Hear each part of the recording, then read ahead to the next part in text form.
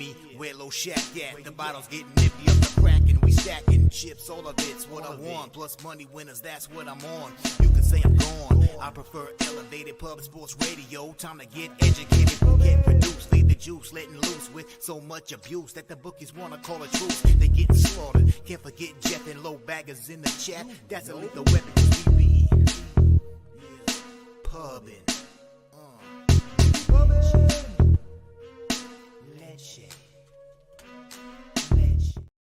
What up, cappers, gamblers, punters, hustlers, low baggers? Thank you for joining us here Wednesday, January 10th.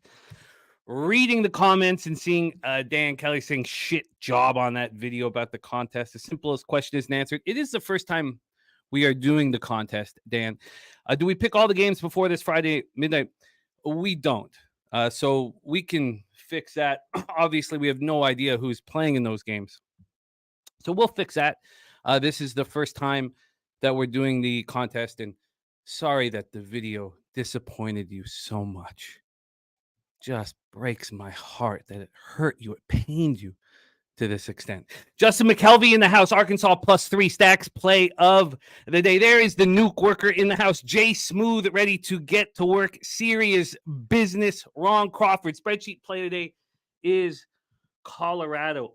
God, did I take a long look at Colorado. Watching Vegas the last little while, watching how disappointed that they've been playing, I took a little bit more time. Their roster is not that good. It's not the roster we saw from last year. They picked up spare parts. They have a top 6 forward that was a cast off of the Florida Panthers. I'm trying to get a better sense. And I also came close to betting that over. I've done nothing on the NHL card at this point. Chosen One, Subhuman, Gaucho, Brian Watson, Fly, White, Mike, Chosen One. Mel says you already know Vegas money line at Juicy +124. Ken Wood says in a bad stretch right now, got to change. We can make that happen. There is our guy, Clint, started the Die Hard MMA podcast, Preston Parsons, and a whole bunch of action there. Let's copy and paste that here right now and lock that in. Thank you for sharing that with us. Nice for all of you MMA cappers to have UFC back in business. Steven Jackson shouting out our guy Clint. There's Jay Peasy in the house. Has moved on North Carolina, NC State under 154.5. And Mel also on this puck line. Also on the puck line here for Vegas. I'm very close to moving on Colorado. Both teams are dealing with a lot of injury issues as well, but we will cap that down. We will cap that together. Sports Network joining us. Kong's Clips ready to get to work. Slatsy in the house. Now, we have both Daby Cab and Conor Mac talking about that North Carolina NC State spot. So that will be important. So you're going to hear a couple different takes from that. First from C-Mac, and then, of course, from Daby Cab. We have 3 games in NHL. In college basketball, we'll be getting right into it. We're going to have Green Bay IUPUI. We're going to start with Green Bay IUPUI. That starts in 54 minutes, so we will hammer that. Northwestern Wildcats, Penn State, Tennessee, Mississippi State, Western Kentucky, Sam Houston, and North Carolina, NC State, Oklahoma Sooners, TCU. That is for our guy C-Mac. For Daby Cab, he's got Kansas, UCF, Tennessee, Mississippi State as well. Clemson, Virginia Tech. He's also got the North Carolina, NC State spot. And UConn, Xavier, Arkansas, Georgia. And then we have a 10-game NBA slate with Dutch Boy Fresh. Dutch now 27-21 on the show, hitting at 56.3% plus 3.8 units. ROI plus 7.92%. Average line minus 110. That is the schedule for today. And it's great to see all of you guys. We've got a big week. This is an important week. I want to heat up. I've given some money back in NBA. I had a poor showing on Friday. And I know what I did wrong. I got a little too cute and fired away to a few too many spots. I'd been succeeding with a low volume, and I kind of got away from that. So I'm just 40-32 now in NBA, 55.5% plus 5.55 units ROI plus 7.71%. Still looking good in college basketball, 32-17 plus 13.33 units. And NHL losing with the Kings. Slatsy saying, what's going on, with the Kings? that was a tough loss to take last night. That was a tough loss to take. And do we move on them against Florida? I did move on futures on the Panthers. It had only moved a tiny bit from when I had meant to move on them about 5 days ago. So I got 10-1 for the Cup and 5-1 for the East. I feel like that's a fine number for me. There's Matty Ice in the house. Coin, Lucky Power, Nutflush Allen, Rocco Rogers. Great to see all of you guys. Let's get right to work and bring on your guest here for our Wednesday show. He will be rocking maybe let me see what's going on. Okay, I'm not. Okay, sorry, that wasn't from our guy. Okay, we're good to go. So let's get ready to rock here. NHL and college basketball, your star of Wednesdays here on Betting with the Bag. Please welcome from Las Vegas, Nevada, the star of the Peter Loshak Show on Tuesdays as well, Mr. Migga Mac Daddy now. C-Mac, how are you, my friend? I'm good. I've been up, nice, bright and early. Another great card, tons of college basketball. So I'm pumped. How you doing? I am doing excellent. I'm excited about this card as well. I have been a little confounded by this NHL card. Let me get everything. Me too, a little bit. It's a little tricky. I mean, even this first game, so why don't we get right into it? Let's get right into it. We start with the Montreal Canadiens 17-17-5, 9-7-3 on the road at the Philadelphia Flyers, 20-14-6, 9-8-2 at home. We're at Wells Fargo Center in Philadelphia, Pennsylvania. Caden Primo going up against Carter Hart. That's what I've got listed from last night. I'm not sure if that is the case, but that's what I've listed. Caden Primo not being very good this year, 4-4-0. 3.30 goals against average, 898 save percentage. Carter Hart, 10-8-3, 2.69 goals against average, 911 save percentage, 1 shutout. Montreal power play at 17.9%, penalty killing at 72.7%. Philadelphia's power play has been atrocious all year long. This is the debut of Jamie Drysdale for the Philadelphia Flyers tonight, 6th overall pick in 2020. I believe it was 2020. And he will help their power play, but he didn't do much for the Ducks power play. We've always believed he was capable of being a power play quarterback. We haven't quite seen that yet from him, but we believe that he's capable of it, and they need it. This is a healthy Philadelphia Flyers group. The Habs coming off a 4-3 shutout win at home over the Rangers on Saturday. A huge victory at home against a powerhouse in the Eastern Conference, and then they sit on their hands until now and head to Philadelphia. The Flyers coming off their 5th loss in 6 games, 4-1 at home versus Pittsburgh on Monday. This is a great spot for the Flyers. But at minus 175, I can't bet the Flyers at minus 115, let alone minus 175. The lines moved 10 cents in their favor. Look, I get it. Montreal feeling good about themselves, being off for too long. Philadelphia, an angry group, getting the boost from Jamie Drysdale. But not a goddamn chance am I going to be on the Flyers at this price. This total was 6. It got up to 6.5, and that confused me as well. I did not think this was going to be a heavy over game, but I, pushed away from it when I saw that. Now it's right back at 6. So we've had, a slight move towards the under. That does make sense to me. There's a ton of injuries here for the Habs as well. Now their top line playing well. They have pieces that are playing well.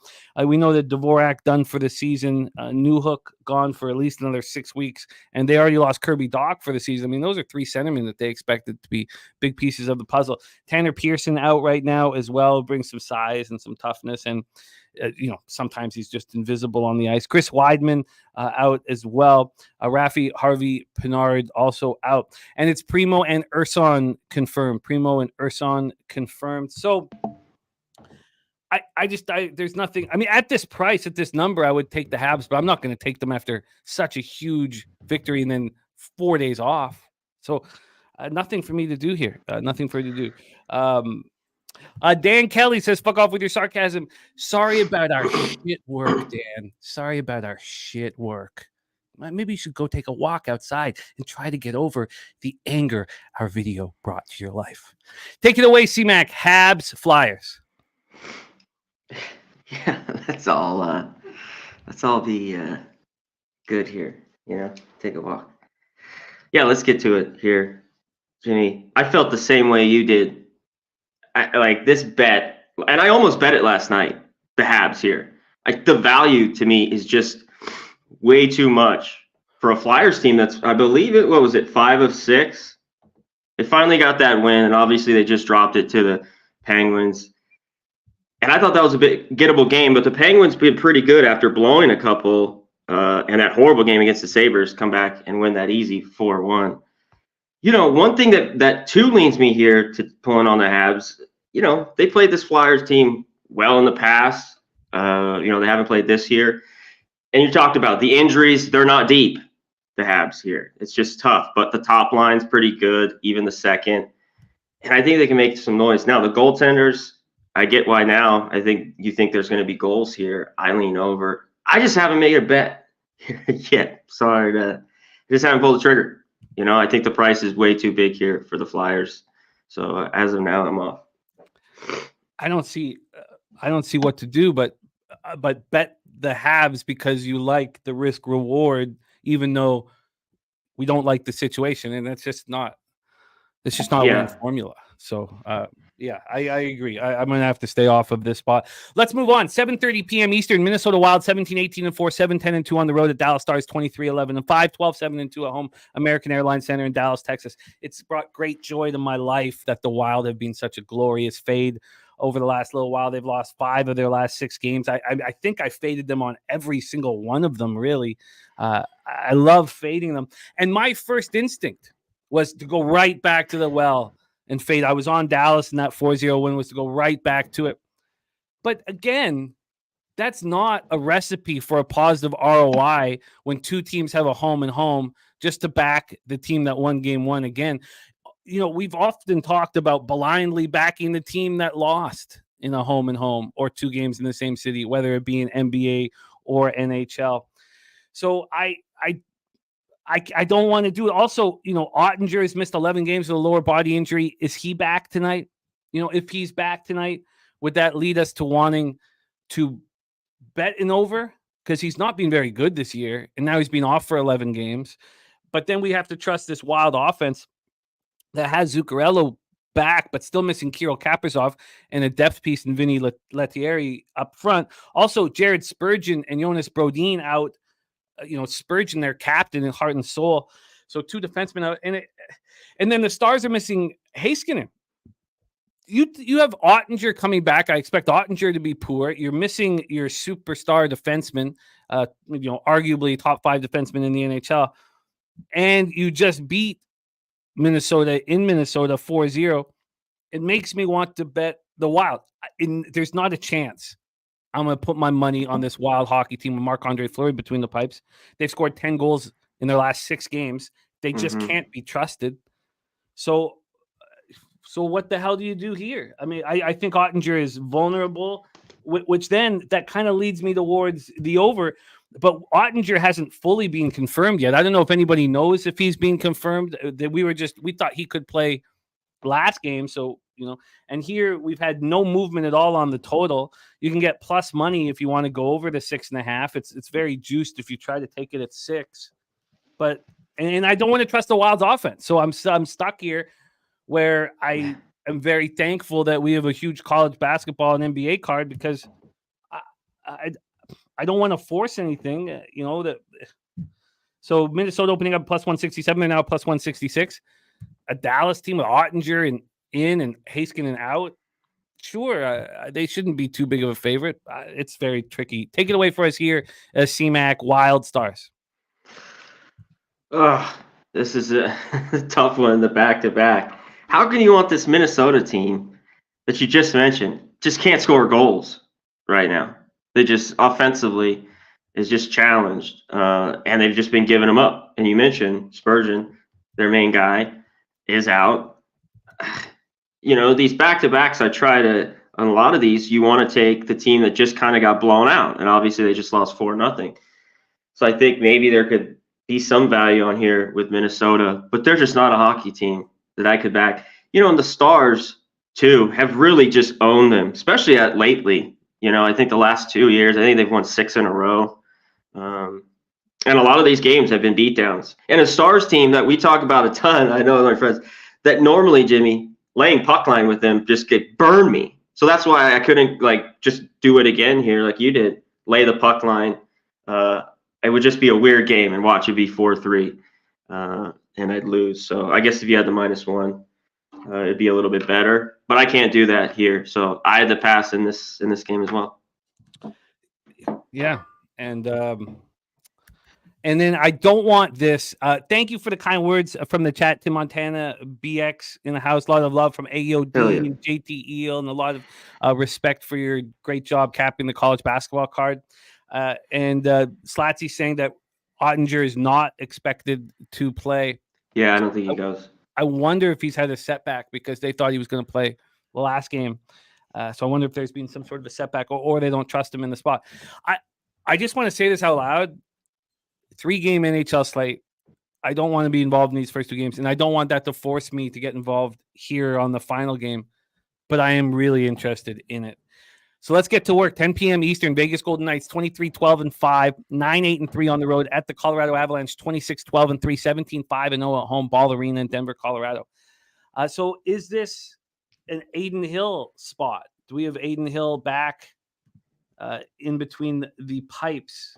I wonder, because, I thought that might be Ottinger, and that doesn't look like it's going to happen.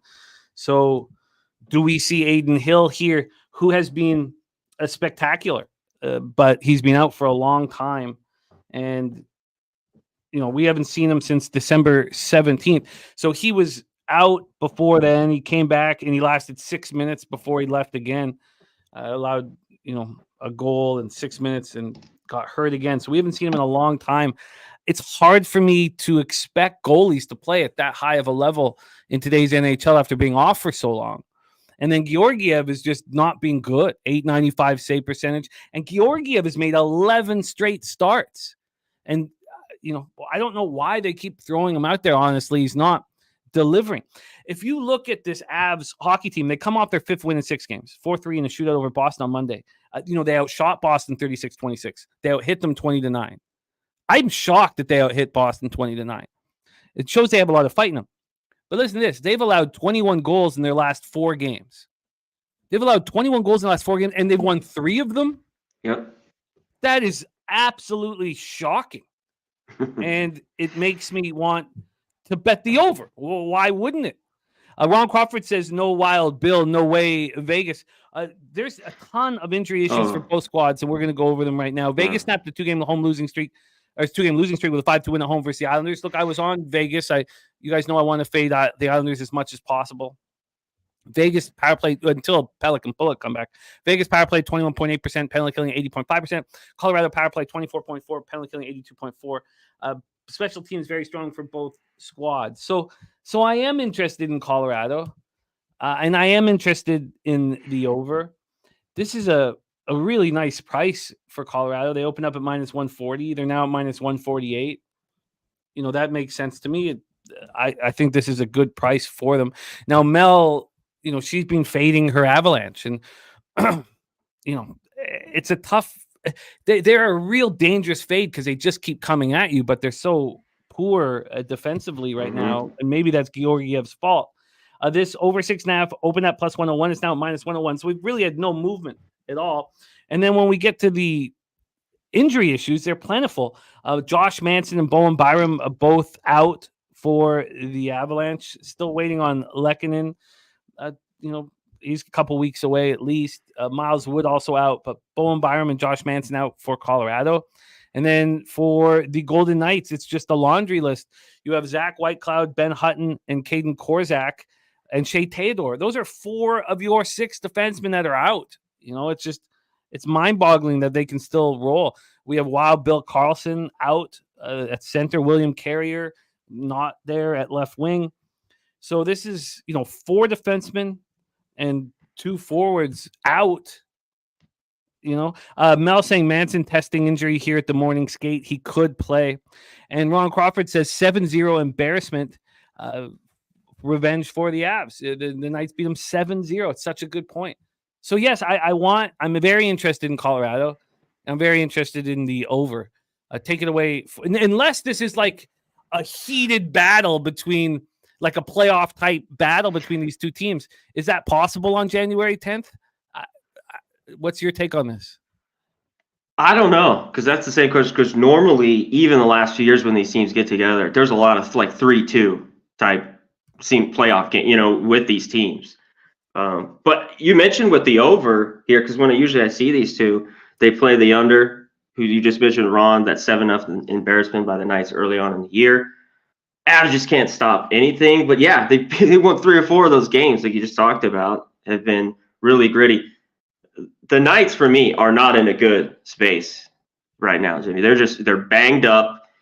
Thompson's sick. I'm sure, you talked about Hill. So these are weights for me. The defensemen all being out, their fourth line with Whitecloud, Carrier, it's really hurt them the last month. It's just not been good for the Knights. I want to take the Avs here, but can we trust them? Because I guess I don't know if I could go puck line, because I really want to take the value here with them. But they've been just giving up goals. Mel mentioned it. Yeah, that's our Mikey M. He mentioned it the other day. The Avalanche second period, and so did Mel. Over's just been money this year, so look out for that later in this game. I got to wait for the goalies. How do you feel to make a move? A little bit. I just wanted to see what was going on with these. I honestly, you don't care if Hill. You think he'll be? You expect Aiden Hill to come in here and be George Vezina? I no, don't. So I think that he's very susceptible, extremely susceptible. And the fact that he's got a 1.93 goals against average, 933 save percentage, he's had a great year when he's been healthy, but that probably plays in our favor. I think I'm going to pull the trigger on this. I'm going to take the Avs on the -1 line and the over here. At this What's point, the -1, Jimmy?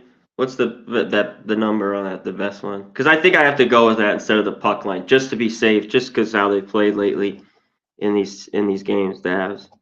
What a live bet the Avalanche have been over the last 2 weeks. It's uncanny. Down 3-0, and 5 minutes later they've tied it up. Like it's absolutely uncanny. Right now on the -1 line for the Avs, it's +107 at Pinnacle.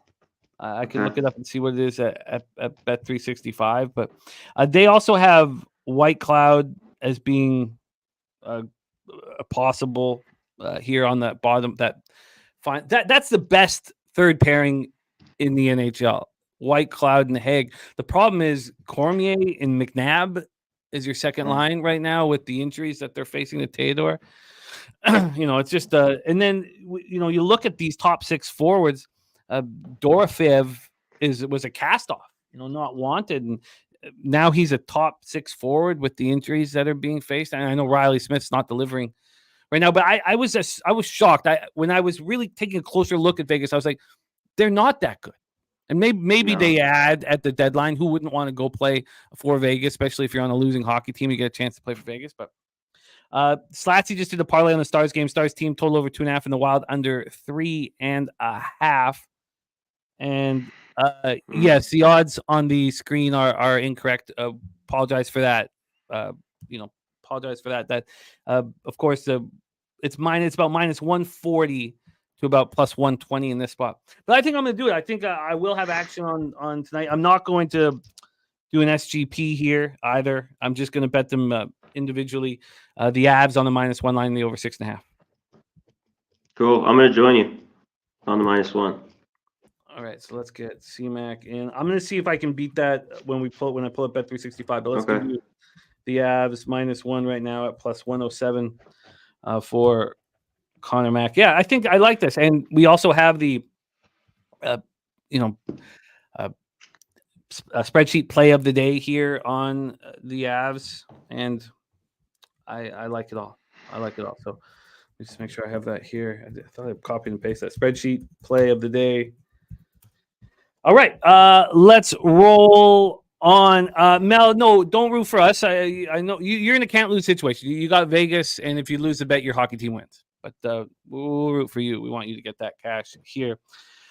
Kelly McKinnon says Jimmy Rock and TCU hat, Conor Rock and TCU jacket. Wonder who they are rolling with today. I've not moved on anything in college basketball, but let's get into it right now.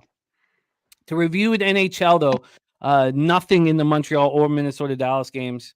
But we have moved on the Knights Avalanche. Let's roll into college basketball. And we have a game popping off in 33 minutes. It's going to take me a second to set some stuff up here, C-Mac. So talk about how last night went for you in college basketball. Yeah, college basketball was excellent. We swept the board on here, 6-0. Let me hit it. Under in the Houston-Iowa State game, under Rutgers, Indiana cashed, Baylor covered the number there, Nebraska, outright winners versus Purdue, and UNLV, outright winners at home versus New Mexico. And there was a few others. But yeah, Florida State, last one, Florida State and over. Had a little bit on that over. So great day sweeping the board, college basketball.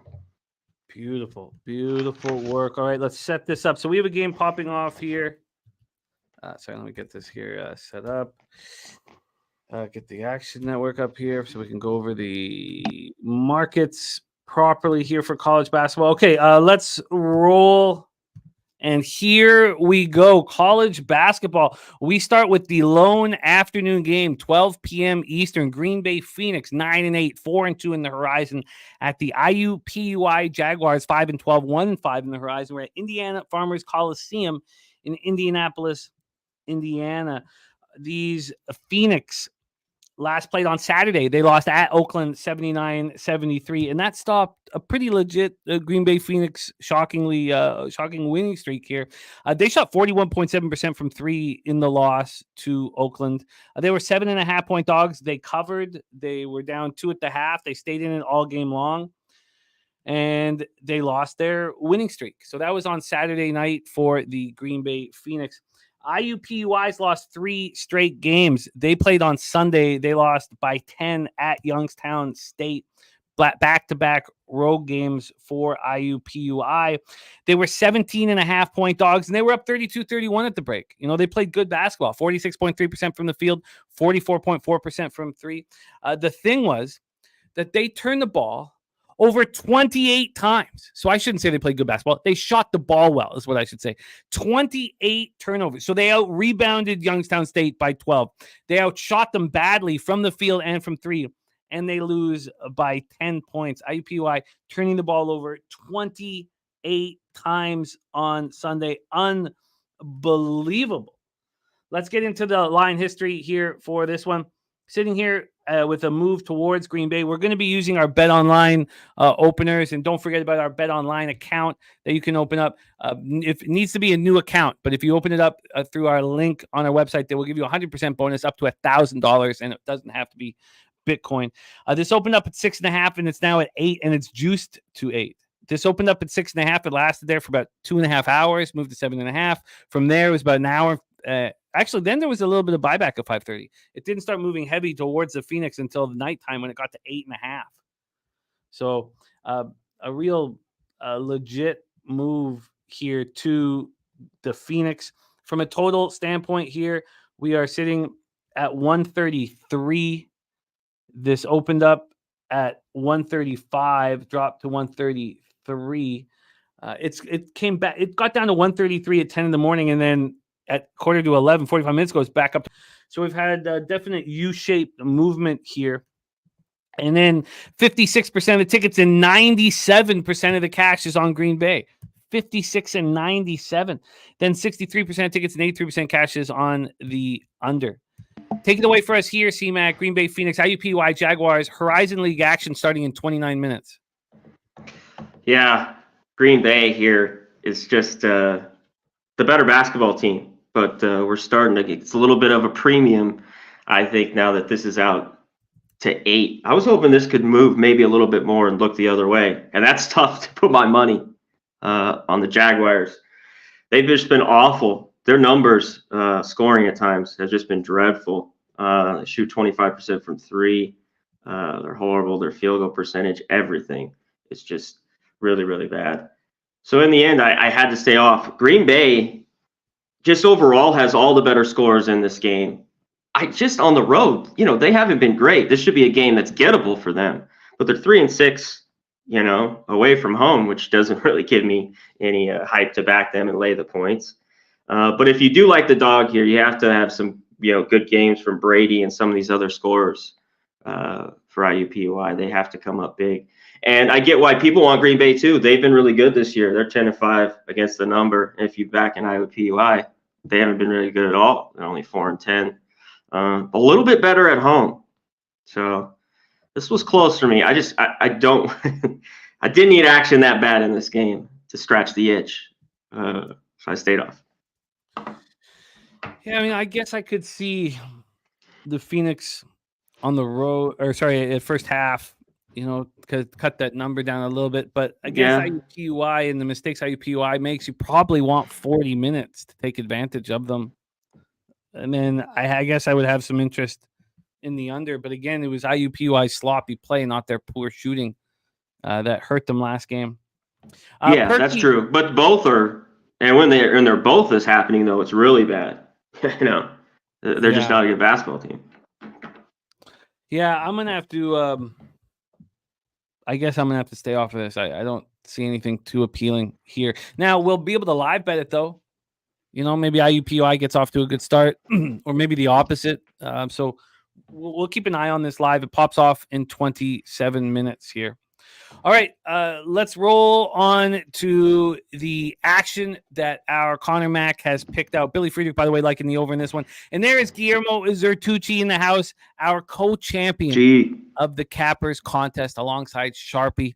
Both pick up $2,200 for their troubles. Great job, G. Spectacular from both you guys. And under pressure, with it all on the line, they both go 5-0 in Week 18. Extremely impressive here. Let's roll. 6:30 p.m. Eastern for CMAC. We get his card started with the Northwestern Wildcats, 11-3, 2-1 in the Big Ten. At the Penn State Nittany Lions, we're at Bryce Jordan Center in University Park. Nittany Lions is 8-7 on the year, 2-2 in the Big Ten. And this is one of those fun games that pops off at 6:30 p.m. Eastern, a little bit earlier than the other ones to get the night rolling. Northwestern bounced back from that horrific 30-point loss at Illinois by beating Michigan State, a weak Michigan State, but beating them at home 88-74 to get back to their winning ways.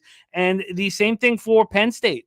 And the opposite was they went to Michigan State and got destroyed and came back and beat Michigan at home 79-73. Both teams played on Sunday, so we have a same amount of rest situation.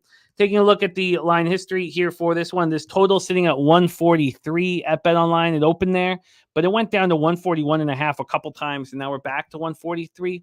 And from a point spread situation here, we are dealing with Northwestern as 1.5 point favorites. They opened up at 1.5. They got to 2 around 2 in the morning. They get back to a pick'em at 9:30 this morning, and now they are right back where we started. So let's take a look at the cash flow and see if that brings us any information. From a total side of things, we're not getting a cash count, and it's 50-50. 49% of the tickets on the over, so no help there.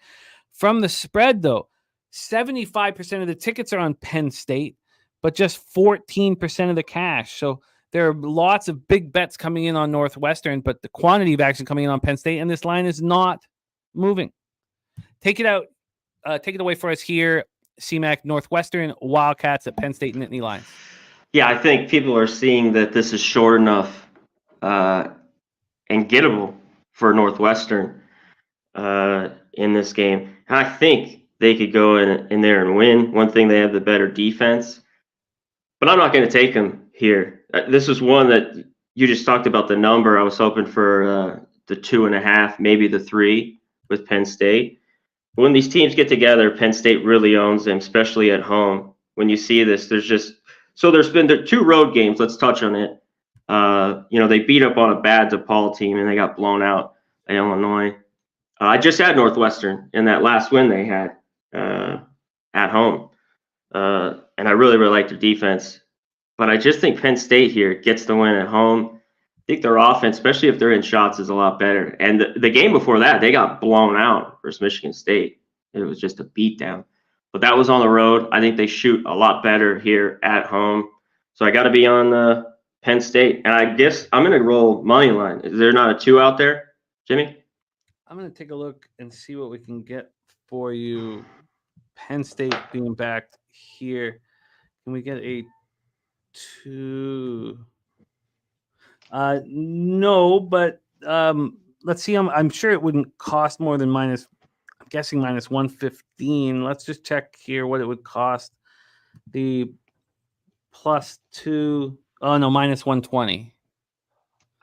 So money line right now at plus 103. I can probably find better on that one. Let's check that as well. Yes, I can get. There's 105s out there. So plus 105 or plus 1.5 with less than a dime vig, or +2 at minus 120. What would you prefer? I guess just give me the money line. I was going to take the 1.5. I'll take the money line. All right. CMAC is on the board. Penn State at plus 105 for CMAC. So let's roll on here. Next up for us, 7 p.m. Eastern, the number 5th ranked Tennessee Volunteers, 11-3, 1-0 in the SEC at Mississippi State. Bulldogs were in Starkville, Mississippi. 11-3 are the Bulldogs, but 0-1 so far in conference play. Let's set this one up for you guys and see what CMAC's move. Now, remember, you're going to hear this game again as well with the North Carolina NC State game. So you may want to hear 2 different takes before you plug in. But here we go. Tennessee rolling right now. Rolling, just destroyed Ole Miss at home, destroyed them 90-64 on Saturday. And Mississippi State coming off a loss at South Carolina, 68-62 at the Gamecocks. They were 2.5-point favorites. They didn't look good. They shot 23.1% from 3 in the loss there. So is Mississippi State an angry group? They beat Rutgers by 10 at home. I mean, they don't have a ton of really tough competition here over the last little stretch. So what's their best home victory of the year? It's certainly Rutgers was not even at home. Sorry, Rutgers was when they went to Brooklyn, I imagine, for that tourney. So who have they beaten that's a good home team? They beat Murray State by 4. We don't have a lot of proof that they can beat a team like Tennessee at this point. Not saying that they can't do it. Let's take a look at the line history then for this one. I'm on the money line. Maybe the money line is a better way of looking at it here. So why don't we just keep it to the money line? This is a really tight spread. So on the money line, they opened up at plus 110, and it hasn't moved. Not a cent at BetOnline since this opened. Not a cent. And from a total standpoint here, we have it sitting at 139, and it opened up at 138. This got up to 140, but we're back. There's been buy, and there was legit buyback. This was at 138 and a half, but it's back at 139. So it's moved a point to the over, and we had no move on the money line. Taking a look at the cash flow then for the spot. Sorry, it's not popping up here. Where is it? Too many games at 7. We have 87% of the tickets and 92% of the cash on Mississippi State on the spread. On the money line, all we know is 64% of the tickets are on Tennessee. And total-wise, 94% tickets and 96% cash on the under. So there's 2,267 tickets in. All this money that's come in on the under and on Mississippi State on the spread has done nothing to move the line. Take it away for us here, CMAC, little SEC action, Volunteers, Bulldogs. Yeah, I really don't like that, but it doesn't really bother me. There wasn't a ton of movement on the Rutgers game yesterday. I'm just worried about Tennessee. Their offense has been really, really good this year and so efficient. And Mississippi State's been better over the last few years, and Tennessee has just gone in there and beat them down. I mean, Mississippi State can't beat this team. So the more I got to it, this was a question mark for last night that I didn't bet at all. I mean, Tennessee, I think they get done. They're really, really well-rounded, as you know. The bad loss seems, what I liked was the under in this game, and that was my lean here. I think Mississippi State comes back home here. They have to play slow, and they have to lean on their defense. They don't want to get up and down. If they get up and down, Tennessee's going to blow them out, 80-65. That's going to be the game. They have to slow this game down. to be in it. But I don't know if they can. That's what's kept me question marks all over this. The offense has to be better. It's just struggled. Jeffries, Bell, all these guys need to be more. I think they shoot it a little bit better. So I still had a question mark on this, Jimmy. You're going to have to give me more time on this game. No problem. But that does set a table for us, at least for when Cab talks about this. And if you stay backstage and want to jump back on with us for that game, if you decide to move on it, that's all good. Just, fire up. Let's move on to the next spot on the board for CMAC, and it is 7:30 p.m. Eastern. Western Kentucky Hilltoppers 12-3, 1-0 in conference at Sam Houston Bearkats 8-8. We're in Huntsville, Texas for this one. Western Kentucky rolling, just beat Liberty by 2. They're winning very close games. They've won their last 4 games by a combined 8 points. So they're able to get the job done in crunch time. Liberty was 11-5 coming in, and Liberty were 3.5-point favorites, but Western Kentucky took care of business, and they turned the ball over 21 times, Western Kentucky, and still got the win. Held Liberty to 34.3% from the field and 22.9% from 3. So the Hilltoppers playing good basketball, and Sam Houston has won. Well, the one was a Div 3 college in Dallas, but they lost by 36 to Texas Tech. They lost to Grand Canyon. They lost by 13 to Texas State. But they're coming off of a win at home here on Saturday against La Tech. I'm not sure what the spread was. I don't have that listed here, but they won by 4 and shot really well and didn't turn the ball over. 6 turnovers, shot 43.8% from the field, 42.6 from 3. Let's take a look at the line history here for this one. Again, this one's popping off at 7:30 p.m. Eastern, and we have the total very high, 156.5. This opened up at 151. We've gone up 5.5 points here at Bet Online. 5.5 points. Wow, just a huge move towards the over. And then from a spread spot, we have it sitting at 2.5. Western Kentucky, 2.5-point dogs. Western Kentucky opened up as a 1-point dog, and then it was a pick'em. So the move was towards Western Kentucky early, and it's come all back on Sam Houston. Sam Houston now minus 2.5. That's a big move for an 8-8 basketball team against an 11-3 basketball team. And the bigger bets are on Western Kentucky. 38% of the tickets and 70% of the cash. 89% of tickets and 92% cash on the under, and it's gone up 5 points. So confusing market information. There's our guy BJ in the house. Best bet is on the Thunder. I will copy and paste that. Take it away for us here, CMAC. Hilltoppers, Bearcats. Yeah, this is the classic college basketball. They're thinking, and if I've seen anything just from that one win, I don't buy it for Sam Houston. I had a lot bigger hopes for. I thought this basketball team would be pretty good to start the year. They just haven't. I faded them early. They haven't been able to get it done. You talked about the back-to-back wins. The other one was against that other school. I forget even what it was you talked about. But the losses have been bad, like to Texas State at home, Grand Canyon. These games just have been awful. I've seen them play a ton. And maybe they get a spark from it. But I have to roll with this Western Kentucky team. I was hoping this hit 3. I'd like to get the 3. They've just been a top better. And you know what's been great for them? They've been efficient somewhat on offense, be able to get it done. But I think their defense has really changed a little bit here, Jimmy. And the totals in this, I'm shocked this is going this high. Obviously, they see points. If this keeps going, I'm going to hit the under. If this keeps going up a couple more points, I'm going to pound the under. Western Kentucky, not the old team that you think is going to go, over a bunch. They're 8-4 to the under. Sam Houston's defense hasn't been great. They have gone over a little bit more, but I thought this was starting to get out of hand here, this total. So I'm going to keep my eye on it. I lean the under here now that this has gone up this far. I think Western Kentucky is a little bit different basketball team, and give me the 2.5 points. Well, let's lock you in with these. The 2.5 points plus 2.5 is market wide right now. It's not at Pinnacle, though.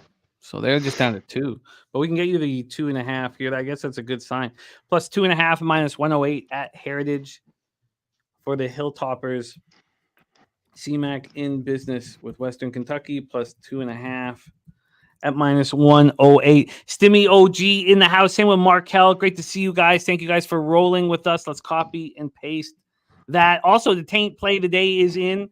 We will talk about that when we move from CMAC over to Daby Cab for Cabs action. All right, let's talk about a big one here, and we're going to have both of our experts discussing this spot.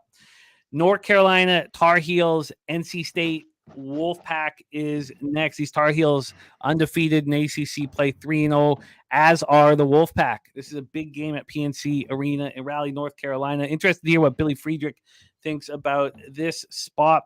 North Carolina won 4 straight games. They've been rolling since that loss to Kentucky.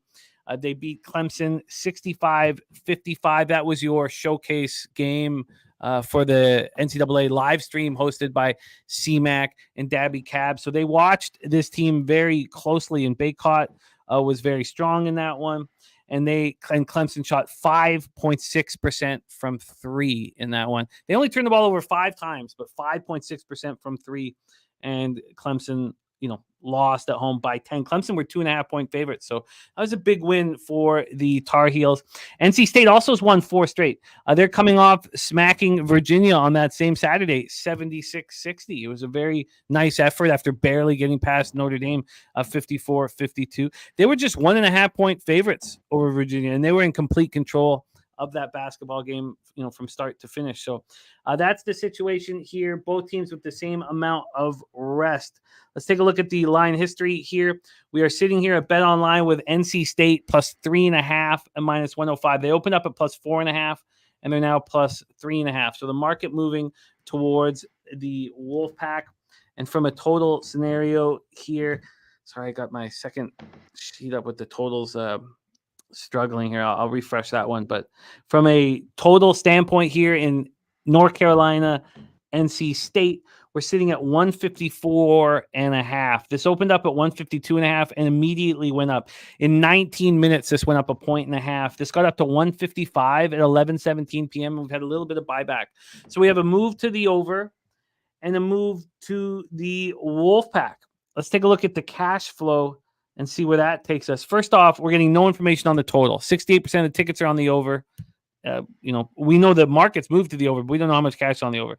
And then it looks like the Wolfpack are sharp, 55% of the tickets and 74% of the cash on NC State. What an interesting spot. We're going to get 2 cappers talking about this one, so you don't need to get your action in immediately. Take it away for us, Tar Heels Wolfpack. Oh, and sorry, just one other thing, C-Mac. Our guy Jay Peasy has moved on the under 154.5. So he's going up against this market move, our guy Jay Peasy. Take it away, my man. Yeah, we'll see. I do have to give credit. I mean, North Carolina, the last few, after I thought early on in the year they didn't play a ton of defense, looked pretty good. Now, the other one, the one game before that was Pitt. Yeah, the 70-57. And Clemson, the defense was a lot better. And Clemson just couldn't buy a shot, though. This team didn't hit anything at all. Nothing. They didn't make any free throws down the stretch. They couldn't buy a bucket. And I don't think North Carolina was that impressive. But when you can't make anything, you're going to lose. Bearkats was very good. I had him. I had his props over his rebounds. I think he had 16. It was only 9.5. I was way too low. I wonder what it's set at here today. I haven't even looked at it, or I don't know if they have it up in this game. I think North Carolina, 3rd straight game though, on the road. We got a rivalry, and usually they take care of NC State. But I saw this last night at 4.5, and I was very interested here, and I took NC State plus 4.5. I just like what they can do here at home. 3rd straight road game here for North Carolina. I think one thing, too, I'd like to get Bearkats in foul trouble early. He wasn't in that game against Clemson, and he could play a lot more minutes, play just about 35 minutes in that basketball game. But as long as Taylor and Parker, I think these guys score here. I think the place is going to be packed and hyped. This is what I look for in conference play, Jimmy. I was on it a bunch last night, and even teams that covered, San Jose, all these Boise. Just a big game. Tough 3rd straight road spot for North Carolina. I'm sure Cab will be on North Carolina here first half, but I'm on NC State. And Give me the 3.5. I took the 4.5, but just give me the best number you got. I want to join you. I would like to move on NC State. I think it's a pretty powerful move from 4.5 to 3.5 for the ugly sister of the Tar Heels. So I really like the spot here. I'm gonna wait to hear Cab's plan on it, but I like the spot. By the way, Billy Friedrich liking this first half over better than the full game over at 73.5. There's North Ender in the house. Also, Blue Numbers giving us his look on Gulfstream race 1, going with the 1, 2, and the 3 in some sort of exacta-box or tri-box situation. Let's lock you in here and see if we can get you a 4. I'd be interested. That's be a nice, helpful number. So let's see what we are dealing with. This is the big one tonight. I can't wait for this one, man. And we got it here. Are there any 4s? The plus 3.5s are low vig. I imagine that Pinnacle will be able to hook us up here. Let's just take a quick look and see what we can get you. If the 4 is cheap, it's probably nice to have that push in play. So let me just take 1 second here to get over to this North Carolina NC State. And the plus 4 is minus 114, plus 3.5 is minus 105. What would you prefer? Wait, what? Say that again? Okay. The plus 4 is minus 114. The plus 3.5 is minus 105. Give me the 4. If it's only minus 114. Yeah, I agree. It's probably good to have that push and play. Plus 4 minus 114 for CMAC. Well, I plan on joining that here. I plan on moving that on that as well. Let's move on. We have another big game here. The number 9 ranked Oklahoma Sooners, 13-1, 1-0 in the Big 12 at TCU. Horned Frogs, 11-3, 0-1 Big 12. We're in Fort Worth, Texas for this one. Spread-wise here over at Bet Online, we have it sitting at -5. A -5 for TCU. They opened up at -4, quickly went to 5, got up to 5.5, and then there was buyback. This got back to 4 at 7 this morning, and we've moved back to 5. So we have the 1-point move towards the Horned Frogs here. 1-point move, but it's been all over the map here market-wise. This one starts off at 9 p.m., tip-off at 9 p.m., and sorry, I got to wait for this totals to connect. While I'm waiting for that, let's talk about the cash flow for this one. Spread-wise, 23% of the tickets and 49% of the cash is on Oklahoma. We still have had that 1-point move towards TCU. Then you have 69% of tickets on the under, 69 on the under. And when we go over to that line history of the total, it's sitting at 147. And this opened at 150.5. So 3.5 points of movement towards this under. We have Oklahoma on a 3-game winning streak. Just beat Iowa State 71-63 at home. They had a nice run at home, and now they hit the road. TCU coming off that very tight 83-81 loss at Kansas. A very, very tight spot there. Tight throughout the entire game. Kansas turned the ball over 18 times, but they out-rebounded TCU badly.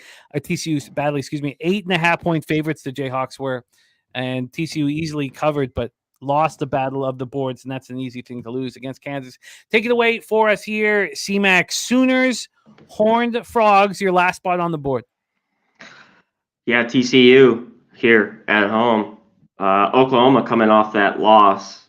That was a close game with Iowa State. That game they won. Sorry, they pulled away late.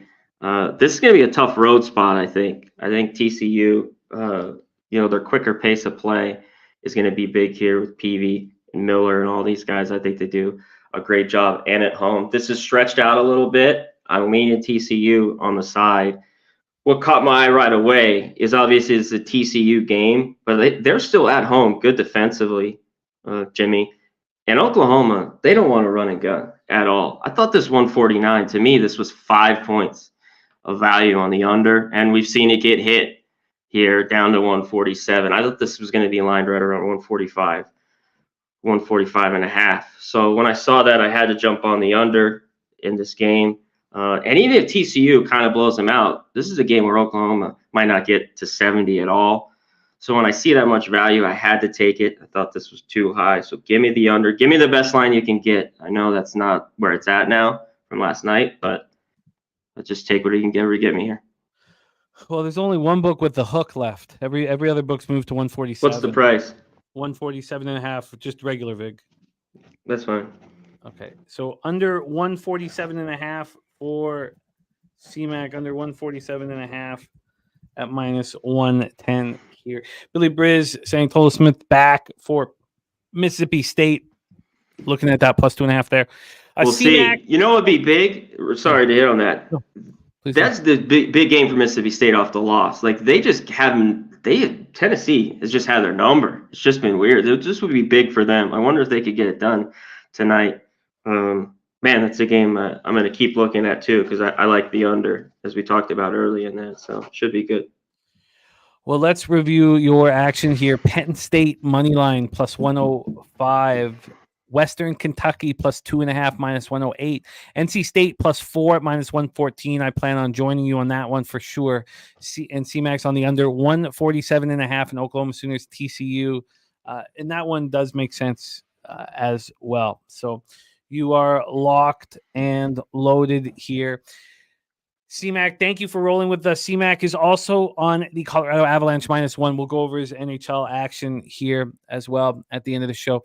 CMAC, thank you for rocking with us, my friend. We got to decide what you guys want for the live stream on Saturday, the big college basketball live stream that follows the Jeff Nadu show here on Saturday morning. So we will lock that in.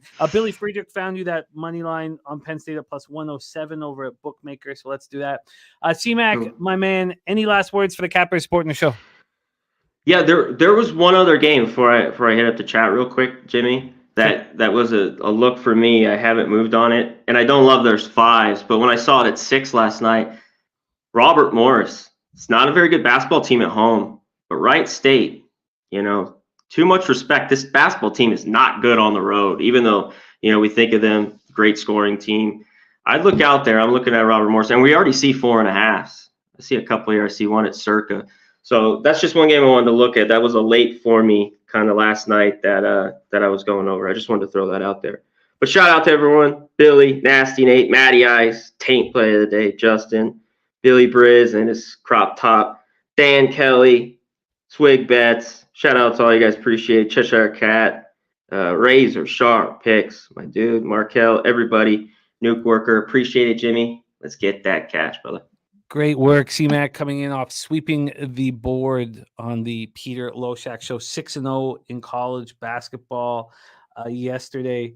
We have a big college basketball card coming up with your next guest. He's hitting 60% here against the spread on the season. 21-14 plus 5.76 units. ROI plus 16.46%. Average line minus 110. Please welcome from Dallas, Texas, star of Medicaid Mondays, star of our big Wednesday night show this evening, all about the hoops alongside Dutch Boy Fresh, college basketball and NBA basketball live bet show right here at 7:15 p.m. Eastern, right on the heels of Last Call with Mikey Money. Please welcome the Magic Man, Mr. Dabra Cadabra.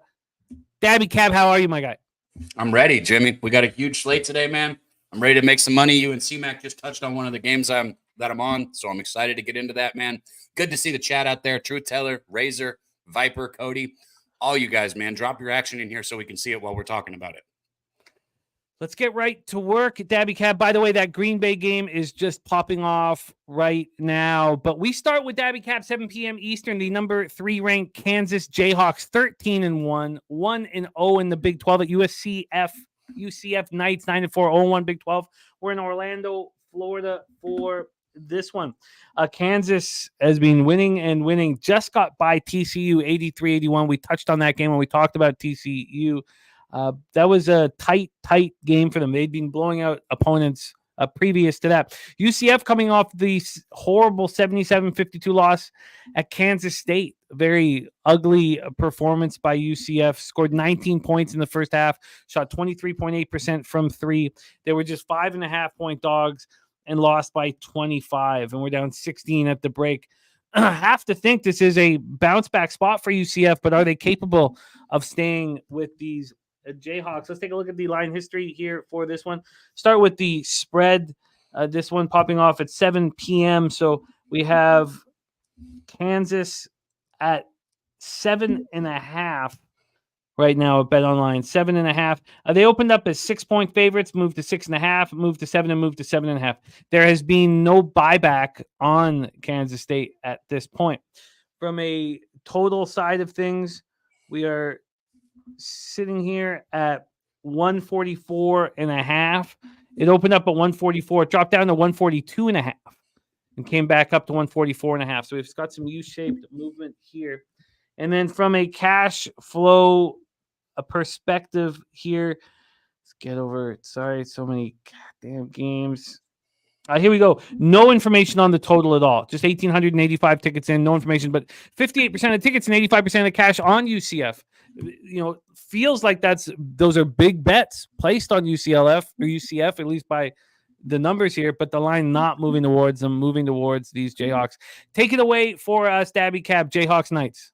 Yeah, you said number 3 ranked Kansas, which they are for now, but they win this week and don't lose any basketball games. They could be the number 1 ranked Kansas basketball team next week, because you saw what happened yesterday, right? A couple big losses we got, especially that Houston loss, man. I don't know what the fucking Cougars were doing, but it was a good game. But and maybe they don't take the first place seed, but I can tell you one thing: as little as we think rankings matter, these kids know what their team is ranked. I promise you that they know that they're ranked 3rd, and they know that the number 1 and 2 seed teams lost. They know that there's an opportunity to be the best team in the country ranking wise. And that's something I pay attention to. This is the first ever meeting between these two programs. And you look at this season, Jimmy, the Jayhawks, they're just 5-8 ATS. They have not been a good team if you've been backing them betting wise. UCF on the other side, 6-7, a little bit better. The Knights are 7-2 straight up at home this season. Kansas has really only played one true road game. They're 1-0 straight up on the road here. I still, even with the line move, I still think this line is too low. I just, even though the Jayhawks have played some tighter games than expected, I think they're about to welcome UCF into college or into Big 12 basketball with a bang here. I wanted to say this too, like the Big 12 has been soft in college football the past couple of years. Like, let's just be honest. They've been soft, but one thing they're not soft in is basketball. The Big 12 is one of the best basketball conferences in all of college basketball without question. And I think UCF is going to be, in for a hard awakening here. I got Kansas. I took them in the first half. I got them at 3.5. I think that line is 4 now. Obviously, I still like it. But yeah, just like I said, I just think this is just going to be a much better team lining up against UCF tonight. And I think they get ahead early, and I think they stay ahead, especially after some of the close games that Kansas has been playing and knowing that the 2-1 seed fell before them. Daby Cab has Kansas first half minus 3.5 at minus 110. Markel, look at that, going to attend Pubapalooza. I love it. Yeah. Markel, dope, man. Oh, man, I cannot believe we are just like, 9 weeks away from Pubapalooza. I love hearing that, Markel. Man, it's going to be so much fun.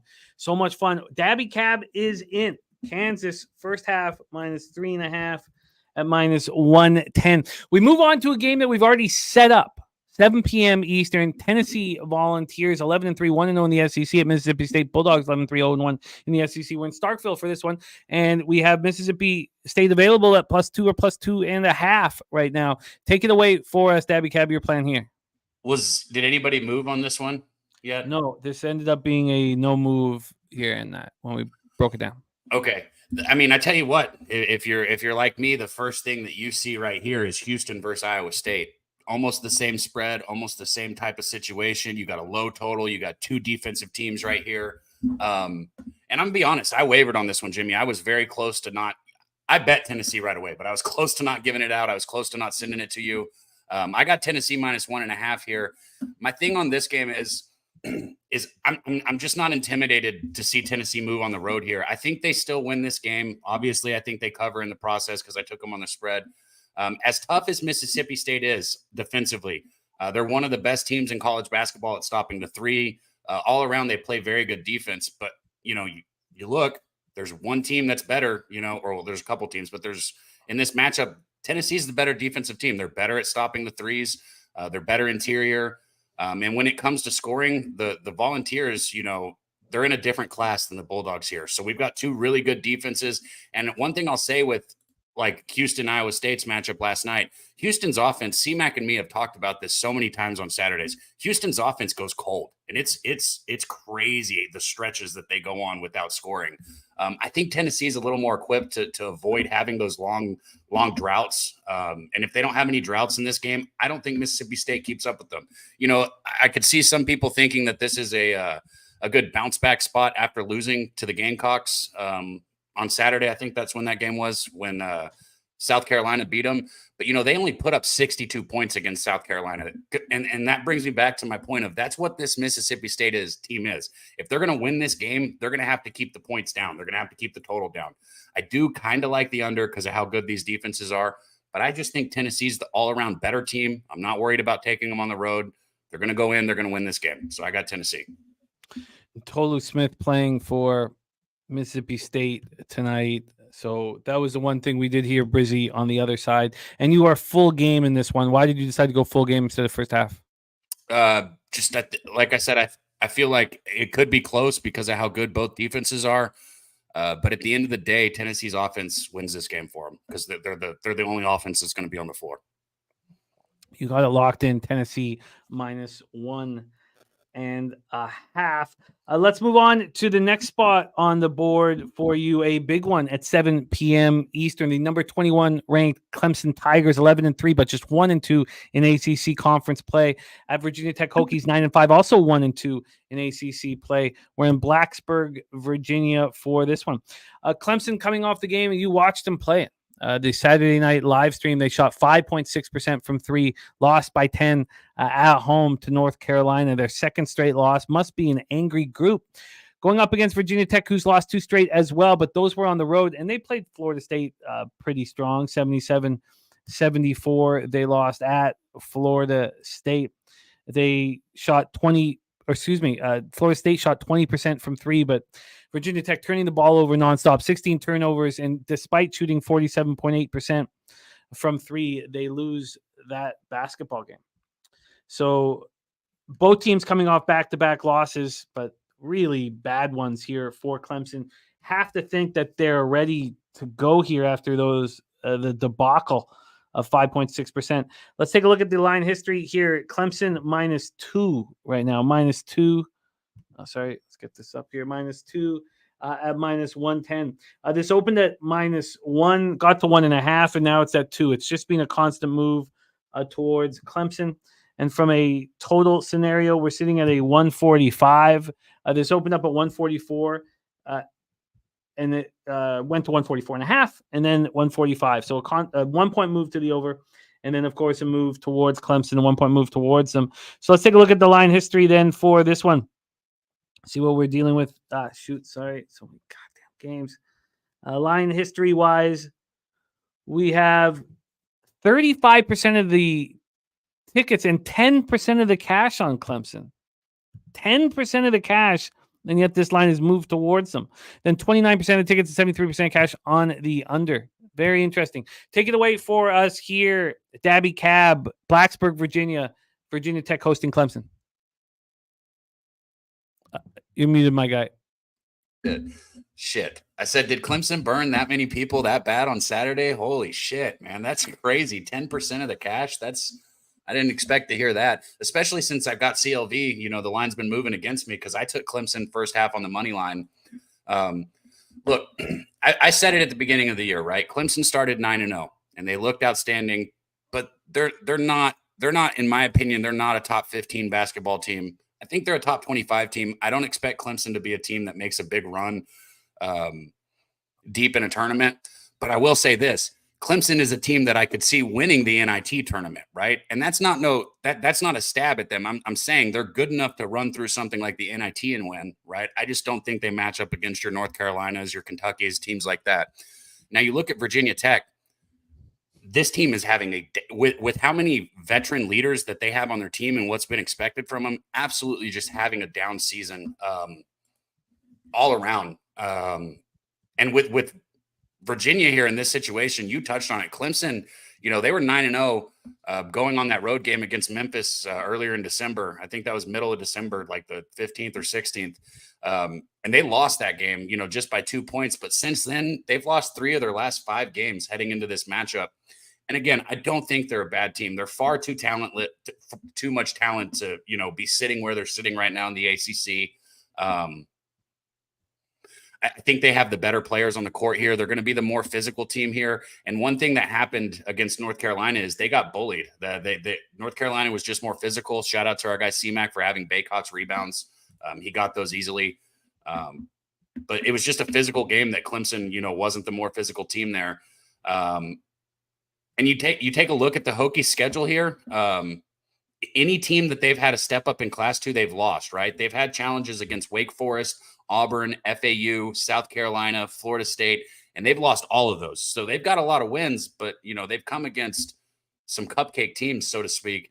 And I don't think that Clemson is as good as maybe FAU or Auburn, but South Carolina, Florida State, Wake Forest, yeah, absolutely. I'd line up Clemson against them any day of the week.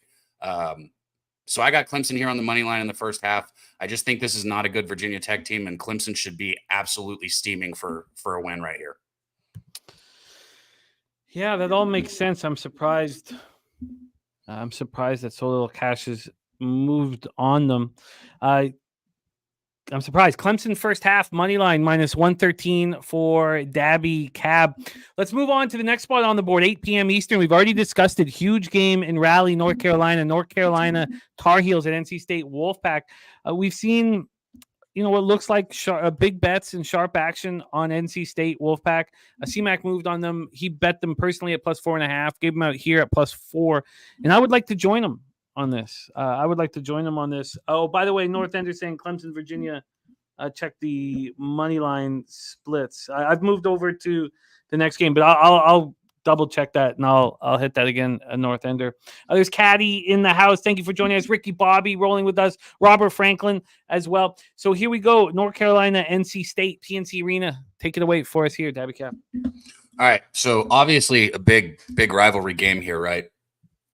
Let's look at that. So I don't care too much about, games when players who weren't on the team weren't there, but we'll look at it anyways because it's a rivalry. 8 out of the last 10 games between these two teams, North Carolina has won. The game they didn't win? The last game they played between these two teams. Who was on the North Carolina team when they lost that game? A lot of these key players like Davis, like Bearkats, right? We can keep going. But these North Carolina players lost to NC State the last time they took the court against them. So I don't expect there to be any kind of letdown just because North Carolina's cruising high on a couple wins right here. This is a rivalry game that they lost and they remember, and I think that they're ready to go here. I took North Carolina in the first half, and I'll say one thing too. I've always been transparent because I like to help people figure out how they want to bet. We're trying to help people up here, Jimmy. The way I bet, and this, C-Mac knows it. The reason he was able to tell people what I probably bet, maybe he saw my tweet, but he probably knew, is because I stick with things that I think are good caps that work, and I'm going to ride with them. North Carolina has cashed the last 3 tickets that I've bet on them in the first half. And I'm not simply betting them because of that. I still break the game down. I still have to like the number. I still have to have my reasoning. But North Carolina has been a cash cow for me this season. So there's no reason for me to lay off here. The number is exactly where I would have put it. I don't call it fishy or anything like that because this is what the line should be, in my opinion. I think North Carolina, with players who lost to their rival last year, come out early and get ahead of this basketball game. So I got North Carolina in the first half. First half -1.5, -110. Lucky Lefty also with you on that spot. He's on the Tar Heels first half as well. All right, we have 2 games left before we get into this giant NBA card.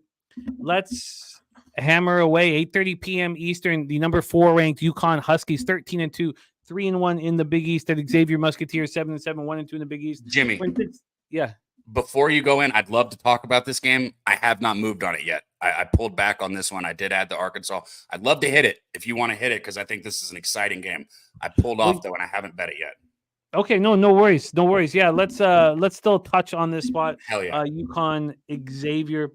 This one pops off right at 8:30, I believe. Yeah.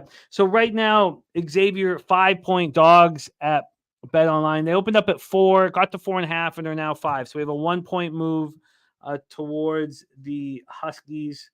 From a total scenario, we are sitting here at 146 over at Bet Online.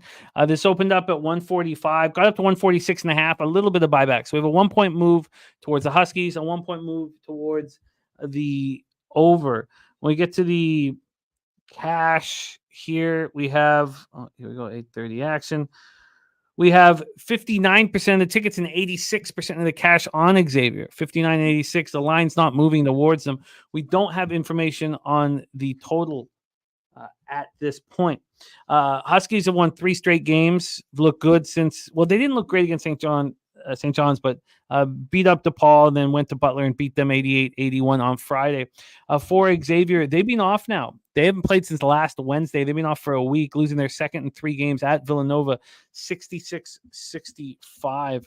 Take it away for us here, Huskies, Musketeers.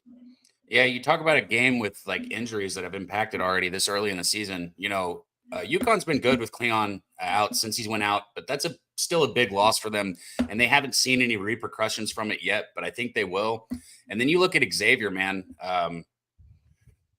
They lost their best 2 players probably before this season even really got started. I mean, just Xavier is just not healthy right now. This is a weird spot for me. Honestly, I think this line should be higher. I was kind of looking at the favorite here in UConn, and I was going with the same theory in my head. You know, UConn's ranked number 4. Kansas is ranked number 3. The 2 and 1 seeds lost. I'm telling you, kids know about that shit. So they realize, you know, they might have a chance to jump into first place here with a victory also.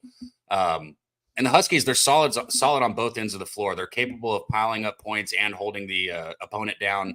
And I just don't think Xavier has the weapons to keep up with the Huskies.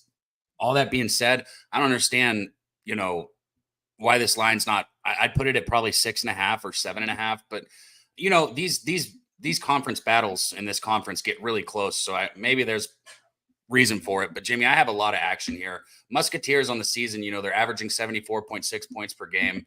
That's 188th in scoring. They're a pretty decent rebounding squad, and that's where I stayed off here. I think if they're able to, you know, just shoot average like they have and pull down some boards, I think they might keep this game close. So I stayed off UConn because of that. Yeah, it is sort of a fishy line that leans me towards Xavier. We've seen big bets on Xavier, but the line not moving towards them. Remember what happened when UConn went into Big East play last year. But not enough for me to move. Let's talk about your final spot on the board before we get into NBA with Dutch Boy Fresh. 9 p.m. Eastern. The Arkansas Razorbacks, 9-5, 0-1 in conference. The Georgia Bulldogs, 11-3, 1-0 in conference. We're in Athens, Georgia for this one. Let's take a look at the line history, because right now 82% of the tickets and 90% of the cash on Georgia. That is a lot of public money on Georgia. And let's see, is the line moved with all that? It is not. They opened up at -2. Now it did initially. Initially it moves to -3. Then it drops right back to -2 2 hours later. Back up to -3 5 hours after that. Battling between 2.5 and 3. But it's moved back to 2 right now. So we've had to move back. So it's exactly where it's opened. Exactly where it's opened. From a total scenario, we are sitting here at a 153. This opened up at 151.5, got up to 154 at 11:38 p.m. Actually, it's moved to 152.5. It just dropped. It dropped 19 minutes ago. And then, as I said, 82% of tickets, 90% of the cash on Georgia, and 71% of tickets, 91% cash on the under. It's interesting. This feels like a very angry Razorback squad. They'd won 3 straight. They were feeling good about themselves, and then they got destroyed by Auburn. 83-51 on Saturday. Just a shocking result. And it was that second half. I mean, they got outscored 46-21 in the second half. Shot 29.2% from 3, 31% from the field, and just got run out the barn. They were out rebounded 46-32. They were 2.5-point dogs. I mean, we know what Auburn can do, but that is just a horrific loss for the Pigs. And then Georgia playing good basketball, coming off a nice road victory at Missouri. Got a nice winning streak intact. They beat Missouri by 7 on the road, shoot 48 from the field, 42.9% from 3, 5.5-point dogs, and they win outright. So got to be feeling good about themselves. Here we go. The final spot on the board for Daby Cab before we get into this giant NBA slate. We do still need to talk about Taint and Joe T's best bets, but take it away for us here. Arkansas Razorbacks, Georgia Bulldogs.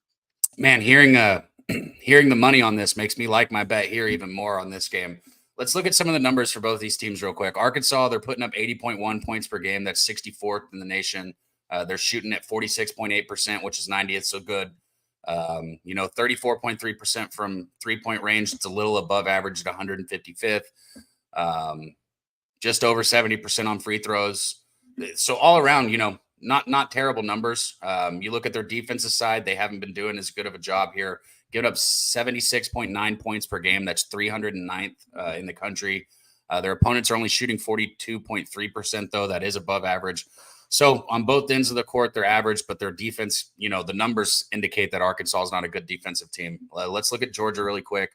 Georgia's putting up 75.4 points per game. That's 171st, doing it on 43.5% clip, 249th, 35.2% from beyond the arc. So below average, on points per game, on shooting percentage, a little bit above average on three. On defense, they've been better. They're giving up 69.3 points per game. That's 132nd. And their opponents shoot 39.7%. That's 39th. That's outstanding. Georgia's ranked 72nd in the nation, according to, whichever poll you look at. I think that's the Kempong poll. Don't really care. But all those numbers taken into account, I think the Razorbacks bounce back here. And I think they bounce back quick from their disappointing performance against Auburn. This is a Razorback team that's just now getting healthy with getting some of their key players back on the court. And I think Arkansas is a more talented team, a better coach team, and a more balanced team. Right now you look, Arkansas is ranked 65th in offensive efficiency, 100th in defensive efficiency. And if you're wondering why the numbers don't line up with that, look at who these teams have played, okay? I know Arkansas has been beat, but they played some really fucking good basketball teams. They've lost, and I know they've been beat badly again in some of them, but in a few of them, they have stayed in the game also. They've just played a lot better, tougher schedule. Georgia hasn't really played anybody that's impressed me. And you look too also at the rim, Arkansas is going to challenge this Bulldogs team at the rim. They blocked 19.2% of opponents' field goal attempts, and that's going to bode well against a Georgia team that attempts over 40% of its shots at the rim. So there's going to be a lot of action in tight here, and I just think you got much better athletes, much better basketball players on Arkansas, and I think they come out angry. I think they get ahead and stay ahead. I've taken Arkansas first half plus 1.5. I very likely am going to go ahead and just take the Arkansas money line on the full game here. Yeah, I find this very appealing as well. By the way, Wild Hound, you could get that Arkansas -3 at plus 165. Arkansas, I'll write that down for you. Arkansas -3 at plus 165 for Wild Hound. That sounds good. It's an interesting look. Sun Dizzle in the house, a little hungover, I'm guessing. And Stacks play today also on Arkansas full game +3. It's down to +2 with all the money on Georgia. I'm going to join you guys. I'm going to keep it clean. I'm just going to take them full game. We've got a look here from Noli, Tulsa, Charlotte under 134.5 from Noli. Noli, thank you for sharing that. Pop that right under Justin McKelvey's Arkansas +3. Arkansas first half plus 1.5. Did you want to add the money line now, or is that a wait at this point? I'm going to wait, but we'll be live all about the hoops tonight. You already hit on it just a little bit ago. My guy Dutch and I, Billy's been with us every week also. Shout out to Billy. Hopefully no crop top today, but Billy's been with us. Our guy LJ's been popping in with us. Troutwham's been in with us. It's a good time. We'll be there tonight. And the game's at 8 o'clock. We'll be live 2 hours before that. So you will know if you tune in, if I go live or not on that money line right there. All about the hoops. All about the hoops this evening and every Wednesday at 7:15 p.m. Eastern. So at this point, for me, I will be on Arkansas and NC State. I'll be on them both full game. I imagine at around this number that, maybe you want to take them both on the money line. That way, if you cash one, you have a slight profit. That's a I'm good not idea. sure if that's what I'll do. I'll have to kind of put that all together. I'm leaning towards taking them both by the points, but I'll have to see what I do there. Let's review all action here from Daby Cab in college basketball. Kansas first half -3.5, -110. Tennessee -1.5 at -110. That's full game. Clemson first half money line -113. North Carolina first half -1.5. And Arkansas first half +1.5 from Daby Cab. Daby, excellent work. We will see you again tomorrow, hitting at 60% against the spread right now. Thank you for rocking with us. Any last words here for the Capper Sport in the show? Yeah, we're hitting at 60% now. Come tomorrow, it's going to be higher because we're fucking winning today. And I hope everybody in the chat wins some money today. Jimmy, I hope you win some money today. We don't have anything without you guys. So shout out to all you guys. I can't wait to see y'all at Pubapalooza 3. You hear about it all the time. Go ahead and get your ticket. Don't wait. Get your ticket so we can see you down there. Jimmy, I'll be back tomorrow. Let's get some money, man. I love it. There he is, Daby Cab. And the taint play of the day is in. Southern Illinois, Valpo under 134.5. That is the taint play of the day. Southern Illinois, Valpo under 134.5 is taint.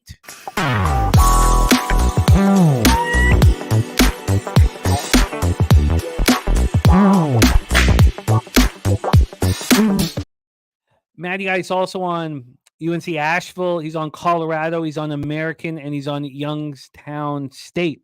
Joseph Thompson, best bet tonight. Mercer Wofford over 143.5. That's the best bet for Joe T. Kongs Clips, I've answered that a couple times here in the chat, but I'll say it out loud if that helps. The confidence pool locks Friday at midnight. So Friday night at midnight, that's the last chance to enter. And I'm not sure. I'll find out exactly how many people are in. Right now, of just people have told me they're in, just Jose, myself, my mom's in. I don't know, but we'll find out exactly who's in. We'll want a lot of them.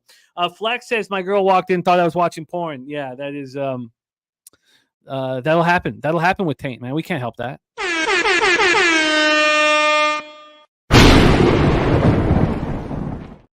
That'll happen with Taint, man. That's just, we're just doing the Lord's work right now. So Joe T is also Providence St. John's over 146. Providence St. John's over 146. Dan Kelly talking about NBA last night says, if you watched last night, the league fixed that game for the Lakers. So tonight they owe Toronto a game. 24 foul shot, or was it 23? 23 or 24 foul shots for the Lakers in the fourth quarter. 2 for the Raptors. 2. Unbelievable. It was tough to watch. It was tough to watch, but it happens. And Kelly McKinnon says, even the Lord loves a nice taint. Beautifully put. Beautifully put. Okay, we're going to get into NBA. I hope that Dutch, I imagine he'll be here any second. So we are ready for you, but I will get started. Here we go. All right, let's get into NBA. And I've come back to earth in NBA. A pretty ugly day Friday, 3-6-1, 29-2, says Caddy. It was an absolute atrocity. 40 and 32. I'm hitting at 55.5%, plus 5.55 units, ROI plus 7.71%, average line minus 108. But that record was looking a lot better. It's fallen off, but let's get right back to our winning ways. Let's get to work. NBA, we start at 7 p.m. Eastern. Minnesota Timberwolves 26-10, 12-8 on the road at the Boston Celtics 28-8, 17-0 at home. Still got that goose egg at home. We're at TD Garden, Boston, Massachusetts. Minnesota playing at a 26th ranked pace over the last 5 games. Just 2-3 over that period. 96.90 possessions a game. Boston 3-2 over the last 5, playing at the pace of 103.50 possessions a game. That's third fastest in the NBA. Dan Kelly said just the one where Barrett made a 3 to take the lead, and they said Siakam set an illegal pick. That call was disgusting. Yeah, it was very, very, very, very aggravating. But seeing how angry it got other people like Darko allowed me to not lose my mind over it. But let's go. Let's get right to work here in NBA. Let me just move my information over to NBA so we can break this all down. Dutch will be joining us shortly. But for now, let's work together and let's get that cash. These teams with the best records in the NBA are meeting here. Timberwolves, Boston, Celtics. First off, we'll take a look at the line history, and there's been a big move towards Boston. Boston sitting here at -8.5. Opened up at 8, got down to 7.5, up to 8.5. We see 9s everywhere else, but here we have the 8.5. Let's take a look at the expected injury report here. Move over here. And here we go. Holiday, Horford, and Porzingis are game time decisions. Minnesota, a healthy group right now. You have to think that everybody's in. We're right around the time where we would get that information. You have to think that everybody is in. A Nasty Nate says Celtics second quarter. And Razor Sharp picks Gambler's first glance is Clemson -2. Clemson -2 versus Virginia Tech. Makes sense with the bounce back spot, doesn't it? Razor Sharp picks in Clemson -2. We've heard from Taint. Oh, it's all good, Kong, my man. Don't think twice. Don't worry your money in the bank, buddy. All good. So Gambler's first glance is in, and it is Clemson to bounce back after that 5.6% performance from 3 from our Razor Sharp picks.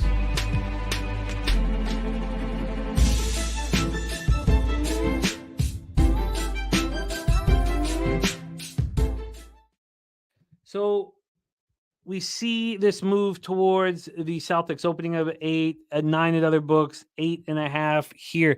Let's take a look at the total. From a total scenario, we're back to Pinnacle's moves, sitting at 224. This opened -106 to the over, now -103. So almost no movement here on the total. Let's get into the cash flow for this one. We have 75% of the tickets, 74% of the cash on the Celtics, a line moving in their direction. You have 19% of tickets and 96% of the cash on the under. 96% of cash on the under, and the line is not moving. Strange. The Timberwolves are on the second half of a back-to-back after their second win in 3 games last night, 113-92 at Orlando. Yeah, you must imagine that maybe somebody is going to be out of the lineup here. Cat put up 28. Rudy Gobert put up 21 and 12. Wolves limited the Magic to just 36.2% from the field and held Orlando to just 37 points in the second half. Their defense has stepped up throughout the season. Celtics had their 2-game winning streak snapped in a 133-131 loss at the Pacers on Monday. You can imagine they are an angry group. It was a controversial final offensive play for the Celtics that Jaylen Brown was involved in. He still went for a season-high 40. Tatum didn't play due to an ankle injury, but Tatum will be in the lineup here this evening. And this is game 1 of a back-to-back. They travel to Milwaukee for game 2 tomorrow night. And this will be the second meeting between these two teams. Ant put up 38, and Minnesota took care of business at home, 114-109 in overtime, the first time these teams met. This is game 1 of 10. Let's bring on your expert here for Wednesdays on Betting with the Bag in NBA, coming to us from Las Vegas, Nevada. He's also the star of our All About the Hoops live betting show this evening. Please welcome Mr. Dutch Boy.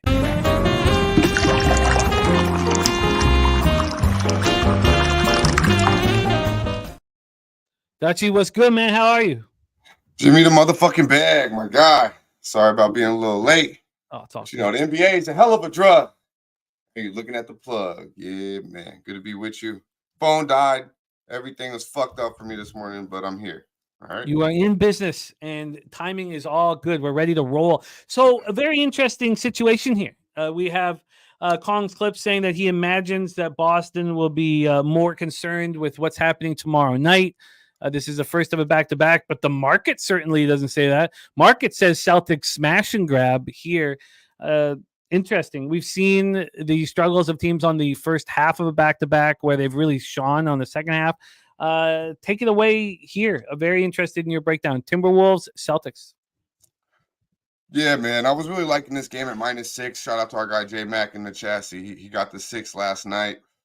You know, these boys, you touched on it a lot. You touched on it yesterday. A lot of people were on Orlando.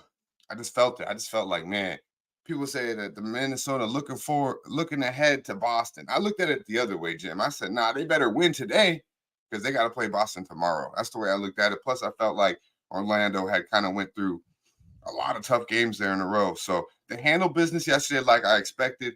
And I would look for the Celtics here to bounce back after kind of a controversial loss to the Indiana Pacers, 131-133 there.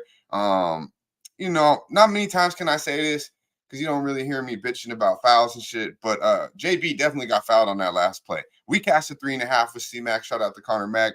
We had the Pacers plus 3.5. It was good money either way, but they won outright. But JB he got hit in the head on that last foul. So I don't know how. They called it a foul, then they overturned it. It was a foul. It was a foul. And I'm on the other side. So, maybe look for them to be a little angry after feeling like they got robbed in Indiana. And Minnesota beat this team early in the season, November 6th in Minnesota, as Boston was a 3-point favorite. The thing that does look at me a little bit, though, is obviously this is the East-West matchup, Jim, and Boston does have, Milwaukee on deck tomorrow. So take that for what you will. I still thought the 6 was pretty solid. Now we're getting up there, though, with 9. 17-0 straight up last 17 games. Boston is in Beantown. So they handle business on their home court. They're 10-0 last 10 meetings against the number at home versus the Minnesota Timberwolves. And the Timberwolves have came back to reality a little bit of lately, Jim. Nice win last night, but they're 2-6 against the number last 8. Had lost 3 of the last 4. And they are 3-11 last 14 versus the Boston Celtics against the number. I'm on the Celtics here, but I'm not going to make it official at 9. I can't do that. I think they rout them, though. If you're looking for, I think first quarter, first half, even with the back-to-back situation, Boston's a pretty good team first quarter overall against the spread. If you want to dummy it down, maybe take them early. But I think Boston comes out ready to rock and roll. I think Tatum will be back in the lineup and a little pissed off from that trip to Indiana. Yeah, this is a pretty... Even the line opening at this number is a pretty blatant statement that the Celtics are going to take care of business and bounce back from that earlier loss to the Timberwolves, bounce back from the controversial call on Brown. Interesting. And then on our last show on Friday, LJ had Celtics first half, and I think they were up 30 at the break. It was just dominance here. Mike says grab the over. I guess Celtics early will... I think I'm just too late to the party here. I'll leave some question marks by it. But and what do you have in your pocket? You got Celtics -6 or 6.5? Yeah, I got at 6 -120. And North Ender, shout out to North Ender. The refs can call. They can do whatever they can call. But when you call a foul and it goes to review and it gets overturned, that's when it's what the fuck's going on here. I don't know. Did you think that was a foul, Jim? Did you see it? I saw it after the fact. And yeah, he hit him in the back of the head. The fact that they looked, whether or not you call that on the floor, right? That's a different story. Yeah, but the fact that they looked at it and overruled it was fucking dicey, dude. Pretty fucking crazy. It's like it's almost takes you to Detroit type of shit, like back in Dallas. Like, what the fuck's going on here? Yeah, no, it was it's a problem. It's a big problem that we have to deal with right now with sports and with sports gambling. Are these calls that are not justified? But let's roll on. Next up for us, Sacramento Kings 22-14, 9-7 on the road. Charlotte Hornets 8-26, 4-12 at home at Spectrum Center in Charlotte, North Carolina. Dan Kelly's already told us Sacramento playing their 6th game in 9 nights. They're on the second half of back-to-back after their 3rd win in 4 games last night, 131-119 at the Pistons. That game was just nuts. Pistons get off the early lead. They're the best fade in the history of sports right now. And that first quarter, though, huh? Wild. Sabonis went for 37. Keegan went for 32. And that began a 5-game road trip for the Kings. So they begin their 5-game road trip, and now they play this Hornets team is coming off their 13th loss in 14 games, 119-112 in overtime at home versus the Bulls on Monday. Rozier goes for 39. The only time Charlotte's won in the last month was at Sacramento on January 2nd. They won 111-104, and Rozier won for 34 in that one. Brandon Miller playing through an illness right now. This one is. I just wish that wasn't the case. I wish Charlotte hadn't have gone into Sacramento and beat them. It would be real easy for me to get involved with Charlotte here if that wasn't the case. This total opened up at 234. It's dropped all the way down to 230.5. Big move towards the under. Then we have these Sacramento Kings as 7.5-point road favorites. They opened up at 7. They're now 7.5. We have a half-point move towards them. Dan Kelly got Charlotte +8 last night. He says the way I will play it is when Charlotte gets a lead, I will get on the other side and root for the middle. Let's go over to the cash flow then for this spot. So I'm going to pull this up here. Cash flow wise, we have, God, come on. We have no information on the total. We have the ticket count, 87% tickets on the under. We've watched it drop 3.5 points. So I should say no information, but no cash flow information. Then you have 40% of tickets and 90% of the cash on the Charlotte Hornets, 40 and 90. And yet the lines moved a half point towards Sacramento, which is very tricky to fully grasp and understand. Sacramento playing 16th fastest pace over their past 5 games, 100.13 possessions a game. Charlotte playing really slow, 95.31 possessions a game, good for 28th in the NBA, 1-4 over that period. Take it away for us here, Dutch Kings, Hornets, and Charlotte. Yeah, man. Shout out to our guy Razor Sharp Picks in the building. I see DK with the 8. I'm liking where Lucky Lefty's at, though. I like it. Lucky Lefty 211. Shout out to our guy. I like that Kings first half look. I mean, I honestly kind of think first quarter too, but after what you seen last night with the Pistons getting down by 15 in that first quarter, maybe the first half's a little. Maybe you let the Kings settle down a little bit. But I don't like Charlotte here. I really don't. The Kings have lost 2 straight meetings to these boys. Most recently, January 2nd, 7-point loss at home in Sacktown. They opened as a 16.5-point favorite in that game, Jim. Close that 15.5-point favorite, lose outright at the crib. Now you go back a week later. It was all good just a week ago. Well, shit, they should go into Charlotte pretty fucking pissed off, and we know the Hornets, can lay the fuck down for goddamn near anybody. But they do have Rozier. They do have some guys that are gonna come out there and compete. But overall, there's levels to this shit, and the Sacramento Kings are on a whole nother motherfucking level. And you get them. Yeah, you could say in a back-to-back situation, Jim, but they was damn near on cruise control after that first quarter, especially after the halftime. In the fourth quarter, Detroit did cut it a little bit, but, Sacramento did what they did and went away with it. They are 2-8. There's something about these Hornets, though, against the Sacramento Kings. 2-8 ATS last 10 versus the Hornets, and 1-5 straight up last 6 in Charlotte. Now, we know De'Aaron Fox is going to get whatever he wants to have absolutely nothing for him. I think Sabonis has a really good matchup in this as well. PJ Washington, anyone down there is just too slow, too small for this boy. But the numbers, don't lie that Charlotte plays them well. So DK could be on something with the full game 8.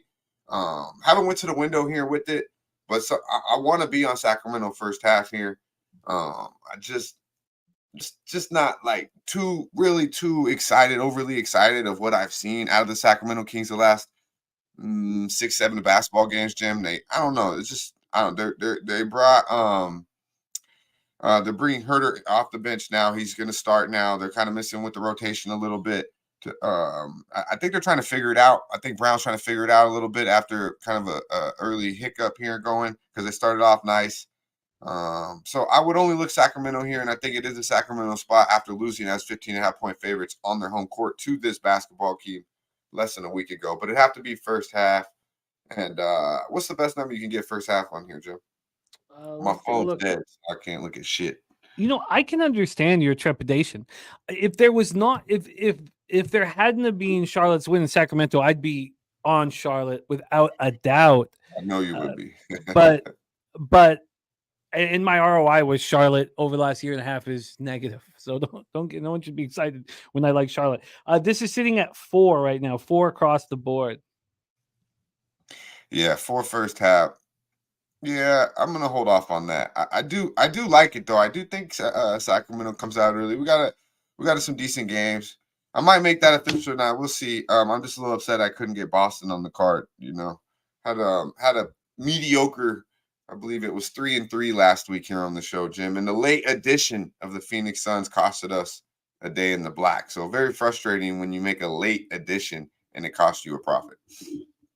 You're running nice. You're running nice here, 27 and 21 on the show, and that's with leaving 3 spots that would have been winners off. So you could be 30 and 21. So you're running nice here. So you have nothing to worry about what you've been delivering. 56.3% ROI at 7.92%. That's very impressive. With when Dutch comes on, he gives you action that you can bet right now, and that puts you guys, in a really tough spot. So you've been very impressive. Let's roll on. Next up for us, 7 p.m. Eastern, San Antonio Spurs 5 and 30, 3 and 15 on the road at Detroit Pistons 3 and 34, 2 and 15 at home. Have we ever had a matchup with 2 teams with worse records? These teams combined have won 3 times in their last 64 games. I mean, that's just that's fucking bad. There was always a concern, and there was a huge concern in baseball with these teams. Believing that they have to be the worst to be the best. And I think that's what you have to do. When you have a team that's, in this mediocre, you're not going to get the number 1 overall picks. Again, I got really frustrated last week when we talked about the Raptors and how we could only, if we got the number 1 overall pick, we'd only have them for their rookie contract, and then they'd want to go back to the States. But here we have so many teams following this process, which makes sense if the fan base can handle it. These teams are playing it. It sucks. Then after Denver Broncos, mediocre, man. It's fucking not a nice place to be. No, God, Vancouver Canucks. I know. Well, now we're playing well, but we could imagine I won't get into it. But here also, Detroit had the chance to be in the best position of all. They could have got the number 1 overall pick. They fell to 5 last year, so they don't get Wemby. The Spurs get Wemby and build around Wemby. Justin McKelvey on Wembanyama over 2.5 blocks at -135 says when I bet it, now it's -186. Okay, let's break this one down here. Both playing at a very similar pace. 101.6 possessions game for over the past 5 for the Spurs, 101.39 for the Pistons. That's 10th and 12th, respectively. We're at Little Caesars Arena in Detroit, Michigan. Let's get into the line history here for this one.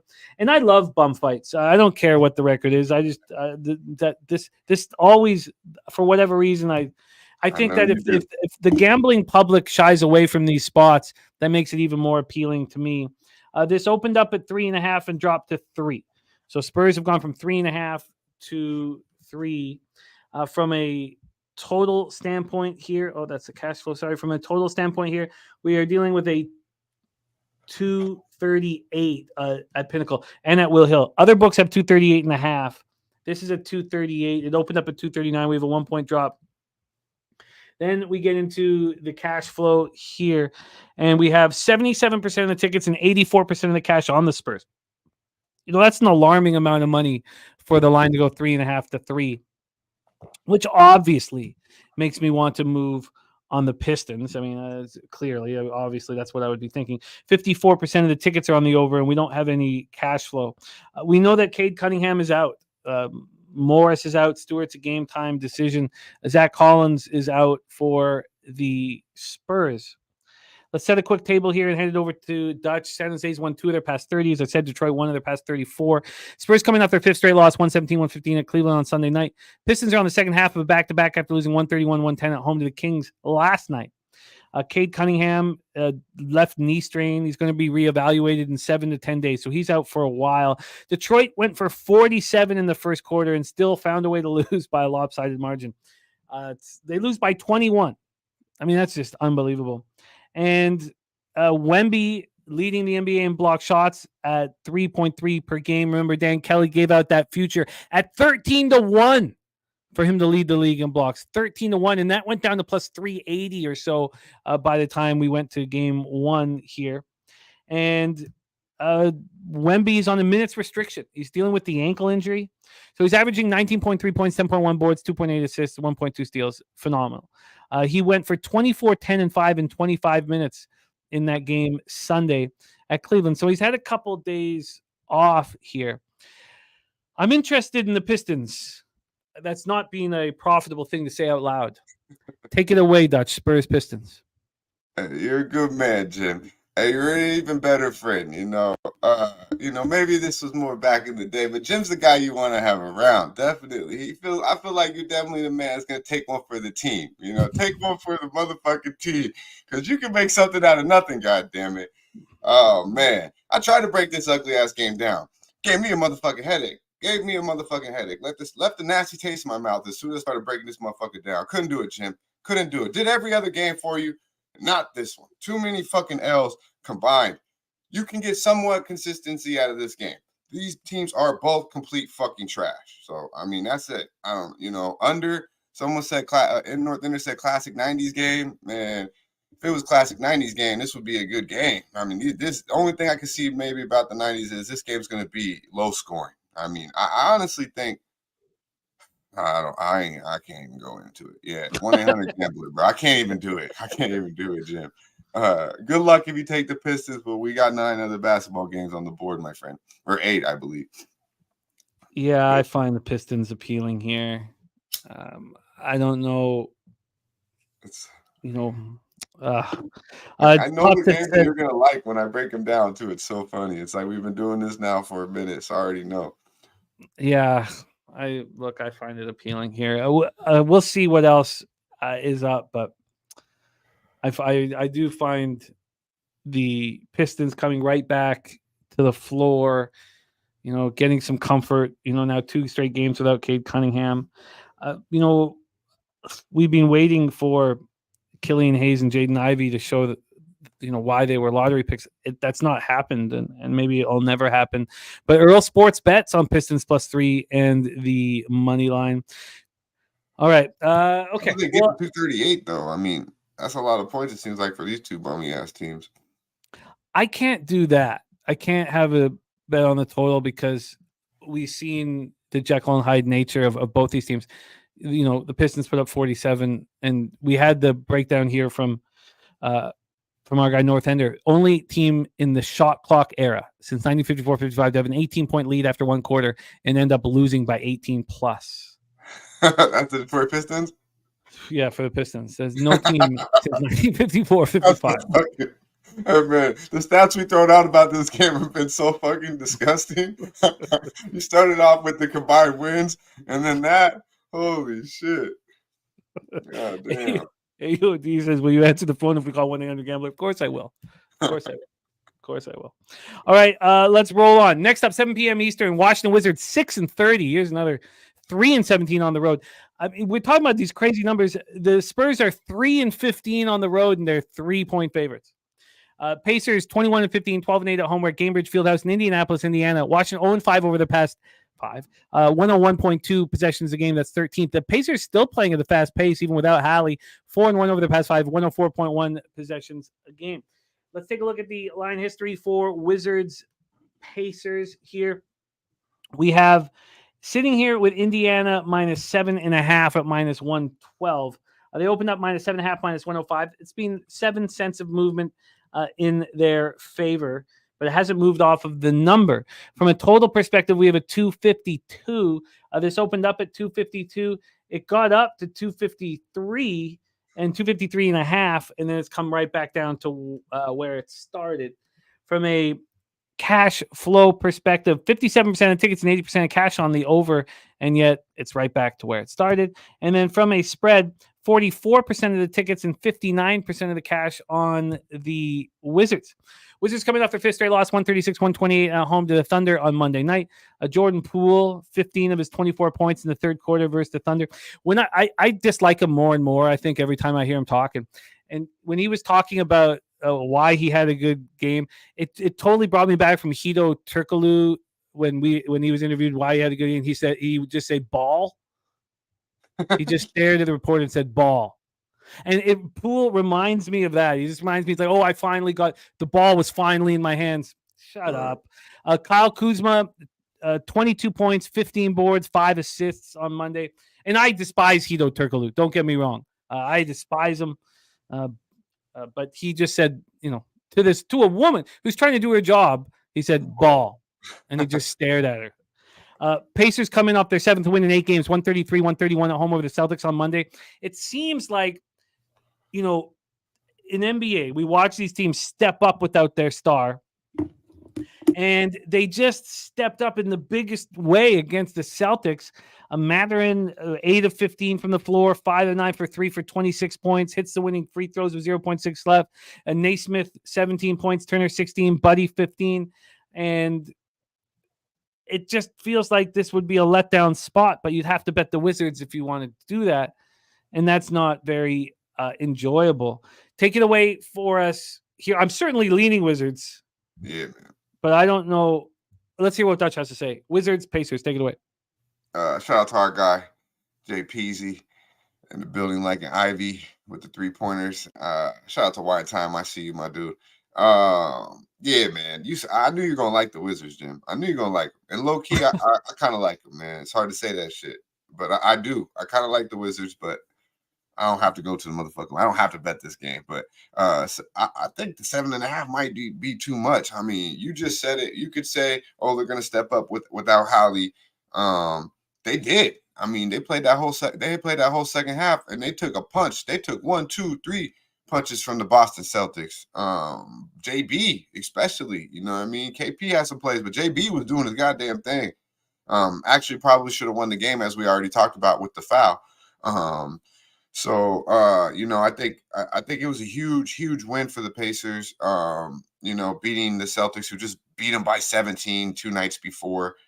Really big brother, little brother type shit to the Indiana Pacers. So that was a big win for them. Then you lose your star. He's luckily only going to be out a couple weeks, it looks like. Looked like it's going to be a lot worse. So shout out to Hallie. Hopefully we see him back soon. I mean, the kid's a stud. The Pacers lost by 14 to the Wizards. December 15th, 14-point basketball game. That was a couple games after the IT tournament, the in-season tournament. We knew the Pacers were a tired basketball team, and they lost by 14 to the Washington Wizards. Now, prior to that, October 25th in Indiana, they did beat these boys by 23 points. Indiana's back to playing good basketball. Had a little bit of a hiccup. They're 7-1 straight up last 8, 7-1 against the number in those games. And on the other side of the ball, I mean, it's why it's hard to go to the window with the Wizards. I mean, they're 1-9 straight up last 9 on the road. They're 3-6 against the number last 9 overall. I don't like any of their players, to be quite fucking honest with you. I don't like Jordan Poole. I mean, say what you will about Draymond Green, but goddamn, you can see why the motherfucker knocked his ass out. I mean, this guy, you want to smack this motherfucker, and you ain't even in the same room with him when you're watching this dude play basketball. And then you could say the same thing about Kyle Kuzma. I mean, they're fucking clowns, the Washington Wizards. So, I mean, if it was for play, sure, the Washington Wizards. But I can't go to the window with my money with the Washington Wizards. But I do believe they are the right side in this game. TJ McCollum's going to be the starting point guard. He's going to get his minutes. He's going to run the show. It's a drop-off for sure from Hallie, but it's not, as much as a drop-off as you guys probably would think, but it's going to affect the bench. And I just believe after a big win against the Celtics, somewhat of a little bit of a letdown spot here for the Wizards, and they can play in this basketball game. Has to be a letdown spot. But this is what got me in trouble on Friday. Having a good season, got a little overconfident, and I was doubling up on these spots on Friday. I would love to bet first quarter, first half here on the Wizards. You had a good read on the Wizards with early. I was just going to say that. So. But I guess what I shouldn't let the bad Friday get in my head, but it is. I don't want to double up on these bad basketball teams. You want early? I would prefer early because I like the 7.5. Don't get me wrong, but I would prefer early. I would prefer the Pacers not to be as focused here. One thing that happens when you don't have your star player is you are just a little bit more locked in. But how could you be after beating the Celtics without your star player? And then I see the first quarter. There's Julian Cesario in the house. Great to see you, Julian. I saw Lucky Lefty on the Wiz first quarter -1.5 at plus 200. Okay, I'm going to have something on the Wizards. I'm just going to do whatever I can to not double. I feel like sometimes I get lazy, and I'm just like, you know what? I'll just take them both, and then I'm doubling up on a team that's 6-30 and 3-17 on the road. I would really like to not do that, but I'm going to have either first quarter or first half or both at this point. Let's roll on. We roll on to 7:30 p.m. Eastern. Philadelphia 76ers 23-12, 10-6 on the road at the Atlanta Hawks, 14-21, 5-9 at home. We're at State Farm Arena in Atlanta, Georgia. Atlanta playing at a fast pace, 103.54 possessions a game over their past 5. They're 2-3 over that stretch. That's the second fastest in the league. Philadelphia 2-3, playing at a pace of 98.80 possessions a game. That's 18th in the league. And of course, Philly beat up right now. Embiid out, Covington out, Melton game time decision, which they have Harris back here. So Harris expected to play. We'll go over more of that. But Harris has the ankle injury, and Melton has back soreness. Freaking Korkmaz is sick. They all came back to practice this week. So that's helpful, obviously, because the Sixers haven't played since Saturday night. Third loss in 4 games. So let's get into the line history here for this spot. On the spread, we have Philly -1 and -105. So Philly has gone from dog to favorite, +2.5 all the way to -1. Now, you can still probably find them plus money. I mean, this is Pinnacle that's moving the market here. But that's a big move towards the Sixers. From a total standpoint, we're dealing with a 244. This opened up at 244 and got all the way up to 246.5 before there was buyback right back to where we started at 244. So let's get into the cash flow here. We have Hawks, just the underachieving Hawks. Any person who coaches this basketball team is you're just saying, well, how long is this guy going to last? 18 months? Right. It just seems like, and then when you have a team that can't win despite who's coaching and who's around, then you have to look at the star player and say, maybe that's the problem, but that's another conversation. Trey ain't the way, bro. Trey's not the way. Well, I was worried. I was still a little concerned that he comes up to Toronto, but at this point now, we've come to the spot where if there's 3 or 4% of the players in the league that actually want to play in Toronto, then we have to focus with that tiny pool, but right. And if he went to Toronto, he's not the best player. Scotty Barnes is. Oh, Trey Young is nice if he's your 2 or 3, 3. You got it, but he's got to realize you ain't the man, bro. You go to Toronto, Scotty Barnes gonna be the man. Ask Starco. Oh yeah, no, Scotty is so important to everything that we do up here. 26% of tickets and 23% of the cash on the Sixers, and the line is moving towards them. I mean, how do you not bet them? I mean, how do you not trust this market here? Barely anybody betting them, and they go from dog to favorite. 38% of the tickets and 77% of cash on the over, and they went up and it's come down. How in the world? Top sets on Philly money line. How in the world? Look at that. Bo Jackson suspended by FanDuel. Respect. Bo Jackson says, I guess the average person loses more than they win. The information that we've got right now is that 0.8% of accounts are profitable. 99.2% of accounts are in the red. That's the information that we've received. I don't know if that's facts, but it's not too big of a stretch. Let's go here. So Embiid missed Saturday's loss against the Jazz, swelling in his left knee, didn't practice Monday or Tuesday. And then this is Nick Nurse's. It's just like it's Kawhi 2.0. They ask him if they think Embiid's going to play, and he's like, we hope so. He just sounds like a battered housewife. Embiid's missed 8 games now this year. So the Hawks coming off their second straight loss, 117-110 in overtime in Orlando on Sunday. Trey Young coming off his 16th 30-point game of the year. And this begins a 5-game homestand. They're 5-9 at home. This gives us a great opportunity when we have a stretch like this with a team that's underachieving at home to see whether are they going to turn it around? Can we get a little bit ahead of the market in these first few games? But here I think it's pretty clear that the Sixers should be bet. But let's hear what Dutch has to say. Take it away, 76ers Hawks.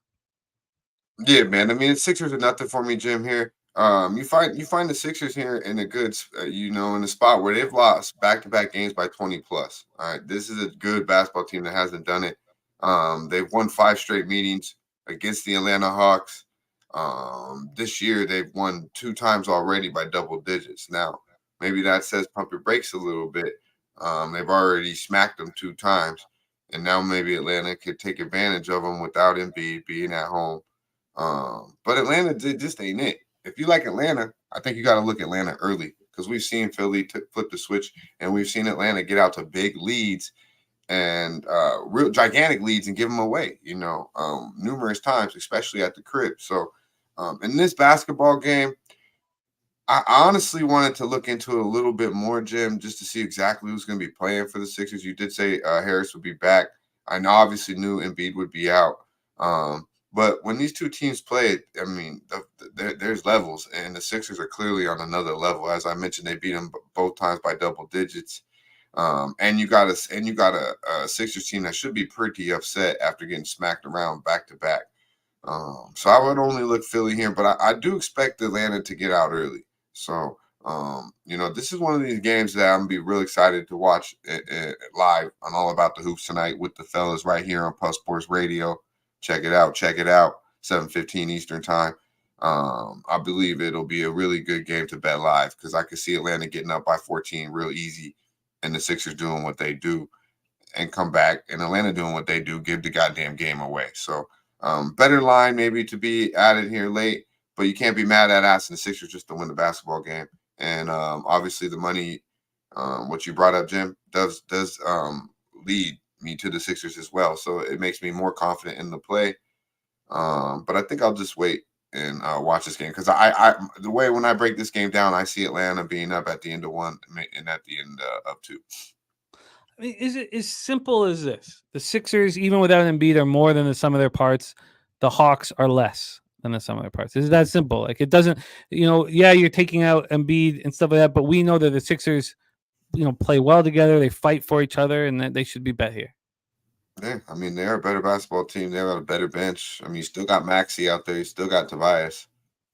So, yeah. I mean, maybe it is that simple. And we have the Sixers off of rest, off of a loss. Two double-digit, 20-point losses, 2 straight. Yeah. It looks like Sixers are going to be on my card. I expect them to be on my card. We're going to go over everything here at the end, but this is just going to I move just on. didn't like the way they looked against Utah. Maybe that's why I'm so hesitant. After getting smacked by the Knickerbockers like that, you come back and play like that against Utah. I don't know, but I mean, now is the time. Utah's playing good basketball. I will say that, but that wasn't even a good basketball game. Okay, well, my card's forming here, which is good because hockey's a pretty ugly card. Looks like I'm moving on that final game, and looks like I only have 2 spots in college basketball. So my whole night rides on NBA here with Dutch Boy Fresh, and I've been very successful on these Wednesdays, hearing Dutch's breakdowns and going over the market with you guys. So let's keep rolling. Next up, 7:30 p.m.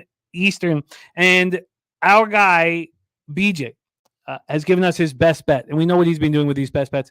It's Thunder money line for BJ.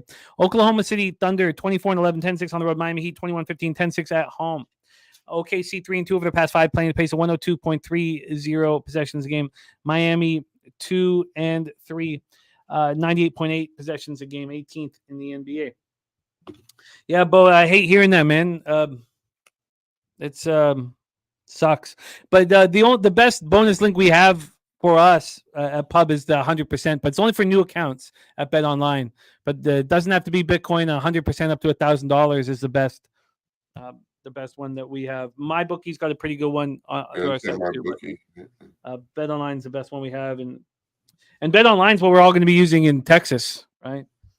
So let's roll into this one. Thunder on the road at the Heat. Right now, Heat plus 4.5. They opened up at 4, now 4.5. A half-point move towards the OKC Thunder.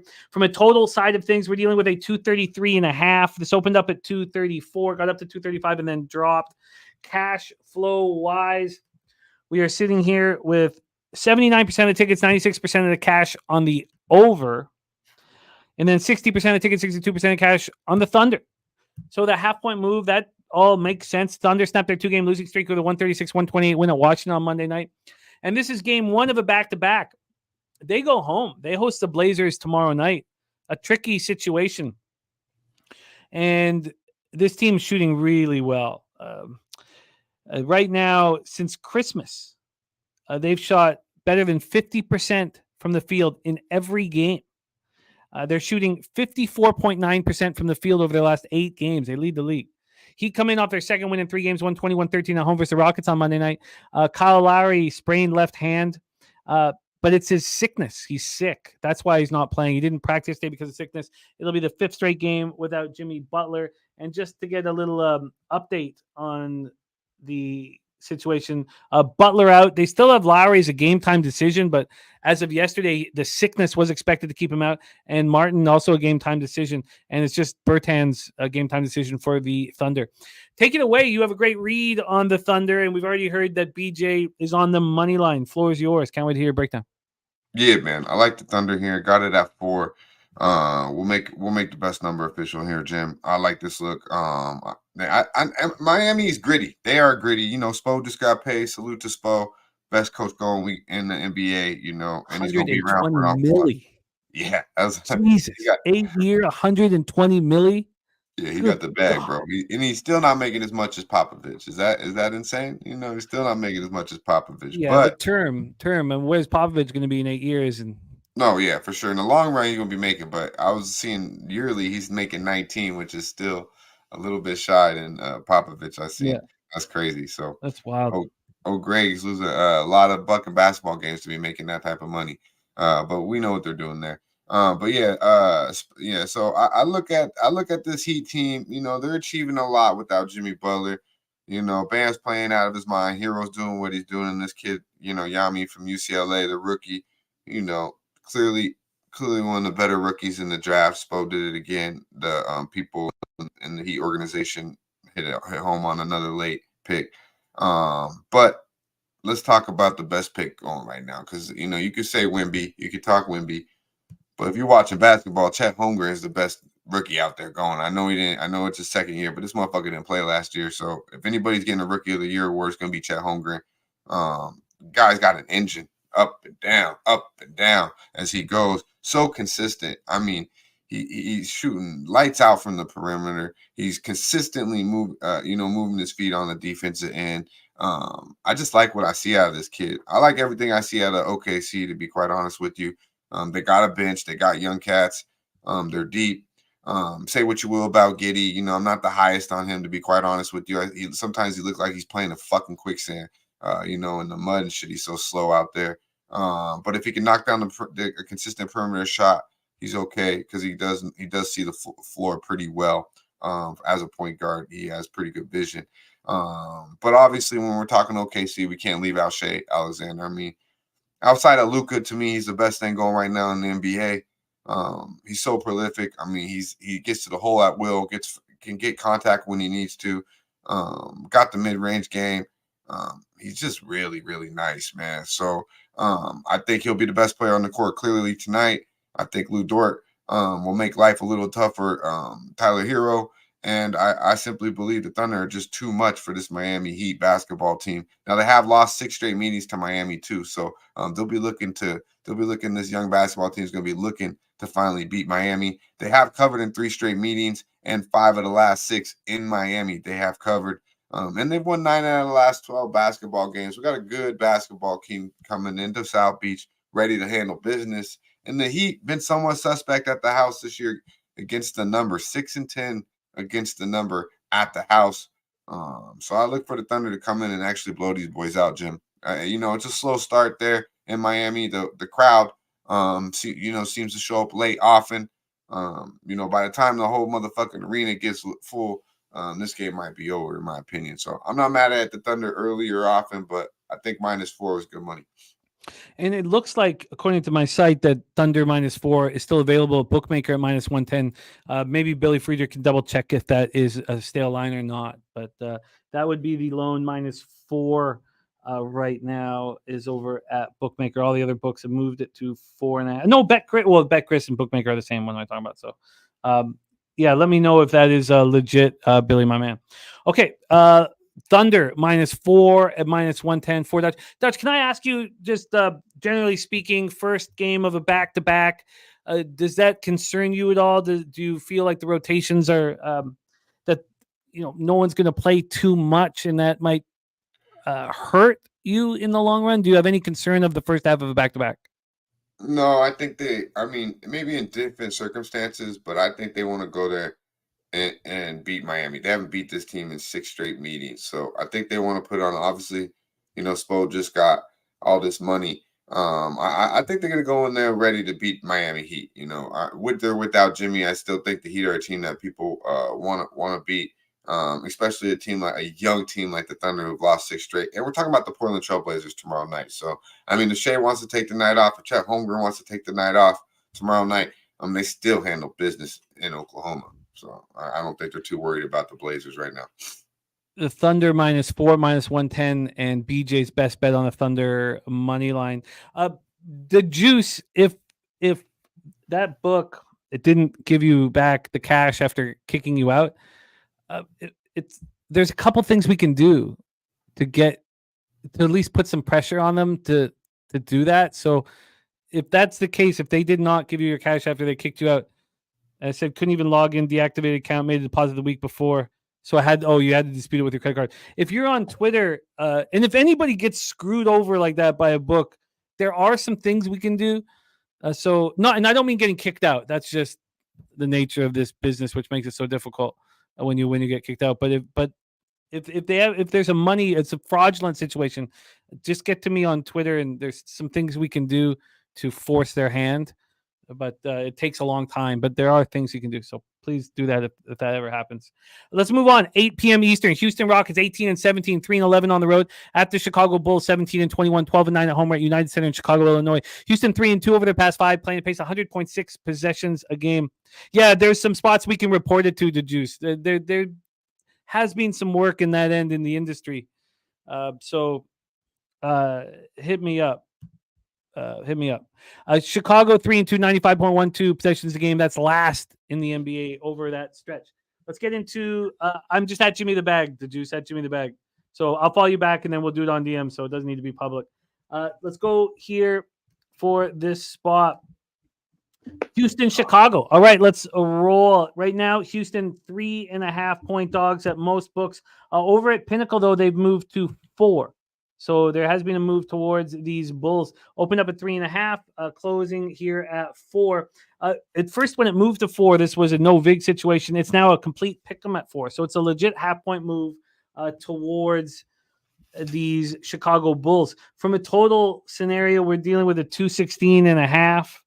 This opened up at 215.5, and it got all the way up to 218 before there was buyback, and now it's just a 1-point move. So we have a half-point move to the Bulls, a 1-point move to the over. Let's get into the cash flow here.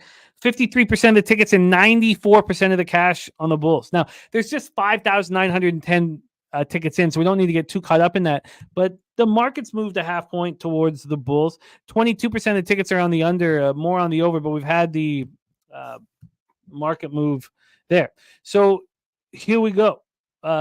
Rockets coming off their second loss in 3 games, 120-113 of the Heat on Monday night. Van Fleet led all scores with 32 points. He looked good. Sengun just rolling right now, 22 points and 11 boards. Dylan Brooks has missed 7 straight games now with a strained right oblique. And this will be game 2 of a 6-game road trip for all of us to keep an eye on how Houston handles this road trip. As we know, this is a squad that's 3-11 on the road. So Brooks out, Eason out. And then for Chicago, Caruso and Levine, game time decisions, and Craig out. Bulls coming off their second straight win, 119-112 in overtime with the Hornets on Monday. Kobe White went for 27, 6 boards. Andre Drummond, 21-15. Vooch, 21-10. Vooch and Levine are still coming off the bench. They're on minutes restrictions. And Drummond, double-digit rebounds in 7 straight games. And he's averaging 17.4 boards over that span. I've never seen anybody with numbers that look so good, but if you watch them play, it looks so bad. Take it away for us, Dutch. Rockets, Bulls. It's Andre Drummond for you. It's like, damn, how does motherfucker get so many rebounds? And just, oh man, it's crazy, man. I don't know. I don't really like this game. I thought I would like the Bulls. Maybe I should like the Bulls, but I looked at it a lot yesterday.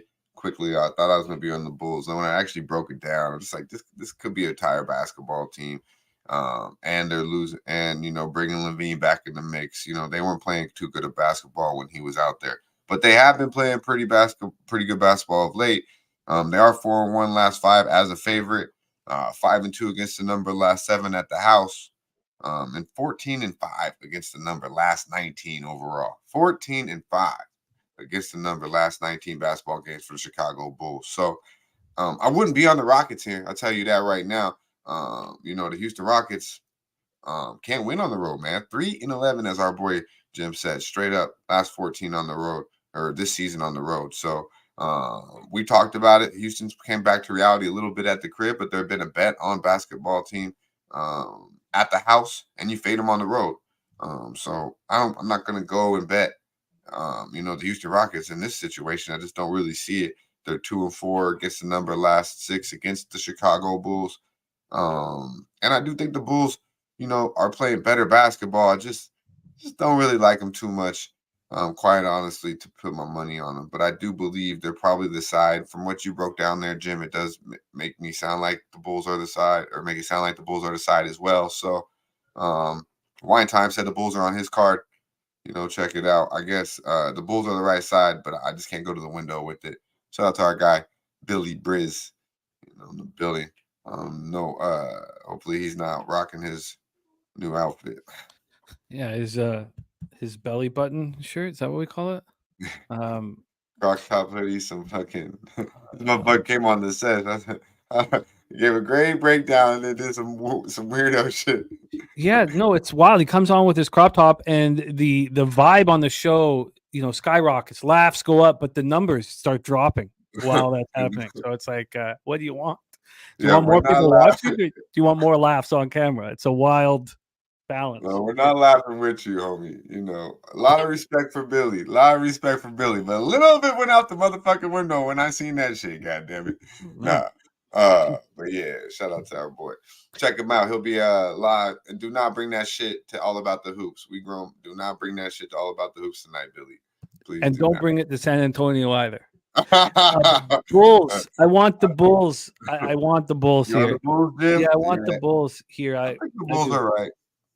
One thing that's happened for Vooch is he goes out and sees Drummond putting up better numbers than him. It's got to light a fire. It's got to light a fire for Vooch. And then couldn't care less about Zach LaVine. I don't care. I don't care. I think the Bulls are the right side. Like, I might be overthinking it because when I looked at it yesterday, I was like, I'll be on the Bulls. And then the line's clearly stating in the movement and stating that the Bulls are the right side. So maybe I'll get there. Well, let's talk about the next spot on the board. 8:30 p.m. Eastern. New Orleans Pelicans 22-15, 10-7 on the road. Golden State Warriors 17, 19, 11, 10 at home. Chase Center, San Francisco, California. I love the feeling when the card starts coming together. You're like, oh man, tonight's going to be fun. It's going to be fun. But this is a great game. Pelicans Warriors at the Chase Center in San Francisco, California. Pelicans 4-1 over their past 5, playing second slowest pace in the NBA, 95.3 possessions a game. Warriors 2-3, playing at a pace 98.4 possessions a game. Quickly need to see this spot with Zion here. He's game time decision. Let me see if I can get a refresh on that. No change there. Game time decision. Draymond Green practicing, not going to play tonight. And, of course, Chris Paul and Gary Payton out for these Warriors. Let's get into the line history here. Pelicans, Warriors. This total is sitting at 234. It opened up at 233.5, got up to 234, half point move to the over. Let's get into the spread here for this one. Sitting here with the Warriors at +2 at -103. They opened up at +1. There's been a 1-point move towards the Pelicanos. Cash-wise, here we have on the total, no money information, and it's pretty much 50-50 on the tickets. On the spread, 95% of the tickets and 98% of the cash on the Pelicans. And they come in off that 133-100 victory at Sacramento on Sunday to start a 5-game road trip. I can't help but think that the last thing a coach wants is you start your 5-game road trip, you look phenomenal, and then you have 2 days off, and you have to be worried about the squad staying focused here. McCollum went for 30. The Pelicans shot 61% from the field. They did it without Zion, who's questionable here. they played incredibly, almost perfect basketball. And then they had 2 days off. They obviously go out, question. I obviously you can tell that I would like to find a way to get on the Warriors. I don't know if I can. They come in off their second loss in 3 games, 133-118 at home versus the Raptors on Sunday. They've lost 4 of 6 on this homestand that ends here. So you have to think that they have to play better here, but you want this team without Draymond Green or Chris Paul on the floor. Warriors also destroyed New Orleans, 130-102 in New Orleans back on October 30th. I wish that didn't happen. I guess when it's all said and done, I'm going to have to stay off. Ron Crawford says Golden State not losing on national TV after getting smacked. Billy Briz saying Steve Kerr doesn't know what to do with the rotations. Very, very, very interesting. I can't wait to hear your breakdown. This is a really good game tonight. Pelicans Warriors. Yeah, man. I like the Pelicanos here. I like them early. I expect them to handle business, but lock me in on the first half. I mean, the first half is just good money, man. It's what it is. They're the number 1 first half team in the goddamn league, and they've been covering an awful lot in the first half of late. And we know the Warriors have a tendency to start off slow. But you talked about it, Jim. You lose by 28 points to these motherfuckers on your home court, on your home court, 28-point blowout to Golden State Warriors. And we know the Warriors are the Warriors, so I don't think the Pelicanos are going to be overlooking them by any means. They're, they have covered in 3 straight basketball games on the road and have won 6 straight on the road, the Pelicanos, and 5 out of the last 6 overall. The Warriors are struggling to figure it out. Steph Curry not looking like the chef right now. He's looking like the prepper. All right, he's not really looking like what we came to seeing of Steph motherfucking Curry. So 2-4 against the last 6 overall for the Warriors, and they've lost 5 out of the last 7 basketball games, Jim. I look for the Warriors to lose this basketball game, to be quite honest with you. They're trying to get it right. Now they got Draymond coming back. He's saying all the right things, acting like, bro, I don't know what the fuck's going on in Golden State. Like this shit, like it's funny to me. Like I almost retired. Adam Silver saved me. Like, and now this is like you ain't. I don't even know. He's definitely not going to save the day, and he's more of a distraction than anything right now. So the Warriors need to move on from Chris Paul. They need to move on from Andrew Wiggins, and they need to move on from Draymond motherfucking Green. Believe that. So once that happens, then maybe we can start betting on the Golden State Warriors. Until then, it's Pelicanos, and I look to fade the Warriors at pretty much against any team that's anywhere decent. I mean, they're just not a good basketball team right now, Jim. They're trying to figure it out. And listening to Steve Kerr in his press conferences, that motherfucker look like he needs a therapist. Like he does not look too happy. And he's like, God, I got Draymond coming back. This shit ain't getting any easier. That's really the way he looks. I don't expect anything different. I expect, the Warriors to continue to look. Clay's a shell of himself, and we're starting to see that out of Steph a little bit, which is crazy because that's coming a lot sooner than I think we all expected. And I'm not saying he's done. I'm just saying like he's not looking like the Steph Curry we've come to see. No, I hear that from an X's and O's standpoint, without a doubt. If the Warriors hadn't have destroyed the Pelicans already this year, I would be on them. I just think this is kind of a shady spot for the Pelicans. BJ saying, got to pump the brakes. This is a competitive line. The books are hanging, which tells me the Warriors are live even with the injuries. It looks too easy to bet the Pels, but he didn't touch it. Public will be on the Pels heavy. They are on the Pels heavy. And Jay's final take saying too easy to take the Pels. But, Billy Briz saying Pelicans first half is the most profitable angle, and you got a really, really nice line at Pinnacle. You can get them the Pelicans -0.5 at -107. Or just on the money line to keep the push in at -118. What would you prefer? Let's get the half. They're gonna be up at this. I mean, I still think what's the number you said publicly right now, Jim, on the spread or this game? Well, it's at 2, but 95% of the tickets and 98% of the cash are on the Pelicans. I don't know. That can't be correct. Is that really correct? It can be just because we're talking about 7,000 tickets. So we're talking about what, like 5% of what the tickets are going to be in. So it's possible at this point. I mean, it's going to change, throughout the day. I don't like hearing that, but I'm going to stick with the first half. I think the Pelicanos are just a better basketball team with or without Zion, to be quite honest with you. The Warriors do not look good. All right, Dutch is locked in. Pelicans first half -0.5. 2 games left on today's show. Let's get into them. Late night action for us. Denver Nuggets 26-12, 11-8 on the road. At the Utah Jazz now 18-20 and 11-5 at home. Delta Center in Salt Lake City. Denver 3-2 over the past 5, playing the pace 98.1 possessions a game. Utah 4-1, playing the pace of 103.15 possessions a game. We have for Utah a healthy group, and that's why the change has happened. For Denver, they're pretty healthy themselves right now. Let's take a look at the line history here for this one. We'll start with the spread. Let me get off first half and move to full game. From a spread scenario, we have Utah at +7. They opened up at 6.5, so there's been a half-point move towards these Denver Nuggets. It came back to 6.5. It moved to 7 about 37 minutes ago. So it's come back and forth, 6.5, 7, 6.5, 7. So there's been a half-point move towards these Nuggets. From a total scenario, we are looking at in the 238 range. Pinnacles dropped it to 237.5. This opened up at 238, dropped to 237, got back to all the way up to 239. So had a 1.5 drop this morning, but it's only dropped a half point since the opening line. Take a look at the cash flow here for the second to last game on the card. 80% of the tickets and 99% of the cash on the Jazz. 80 and 99, and this line has moved towards the Nuggets. 20% of the tickets and 1% of the cash at this point on your defending NBA champions. 36% of the tickets, 90% cash on the under.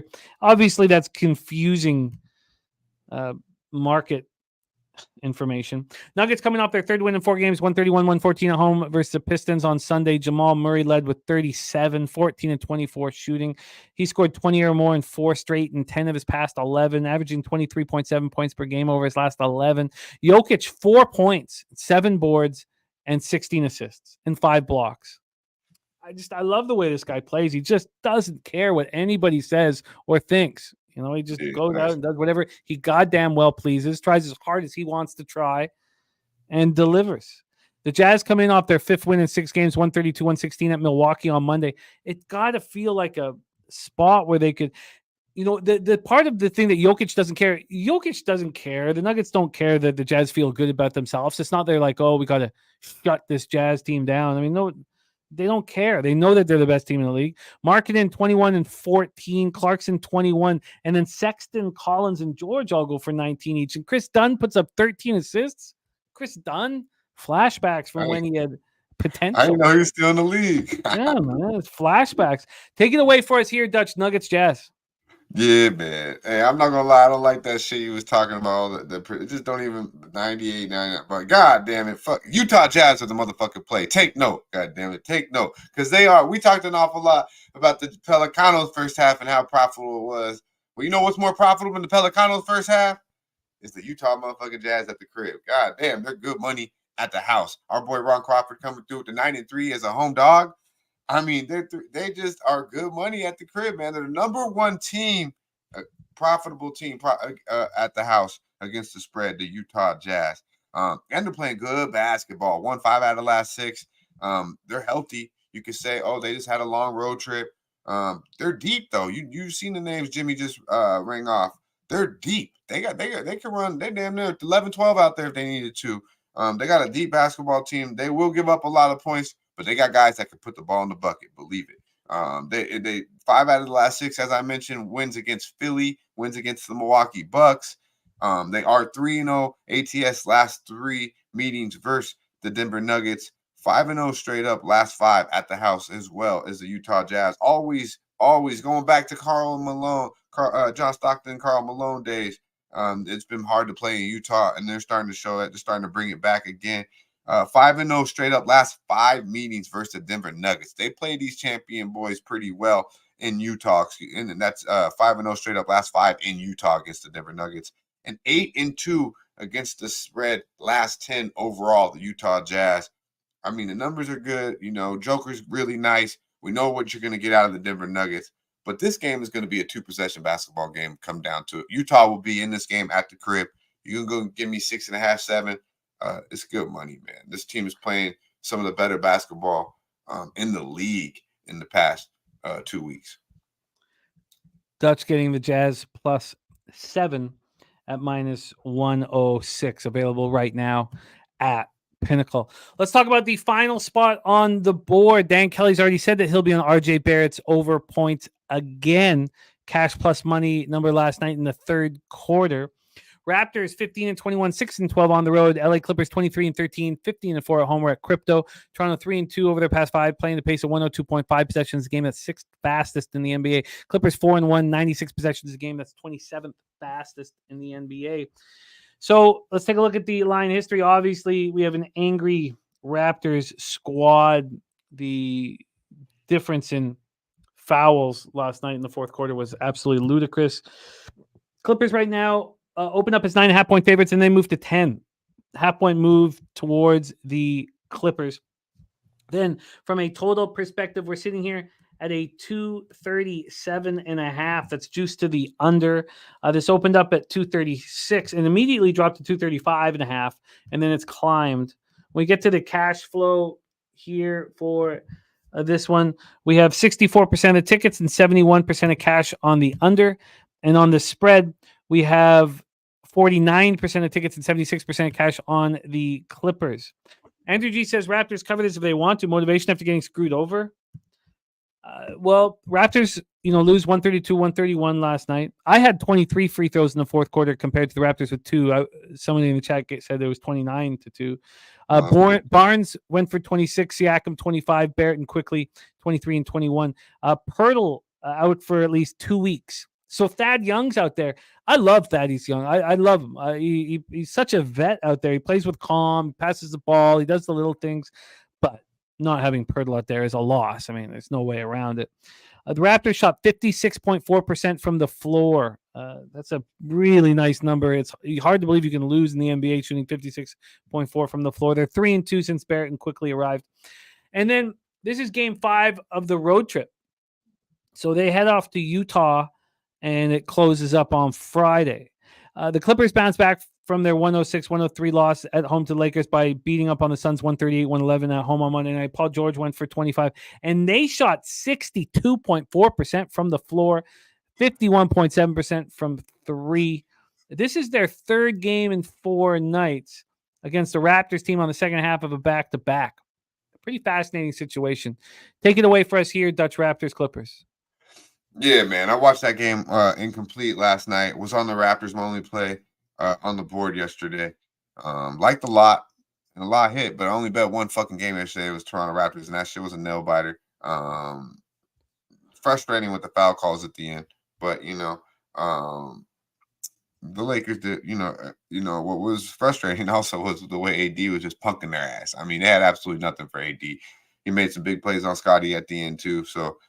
Big shout out to Anthony Davis. Say what you will about the foul calls, but he was a man of my boys last night, and I love what I see out of Scotty Barnes. But he's still a work in progress.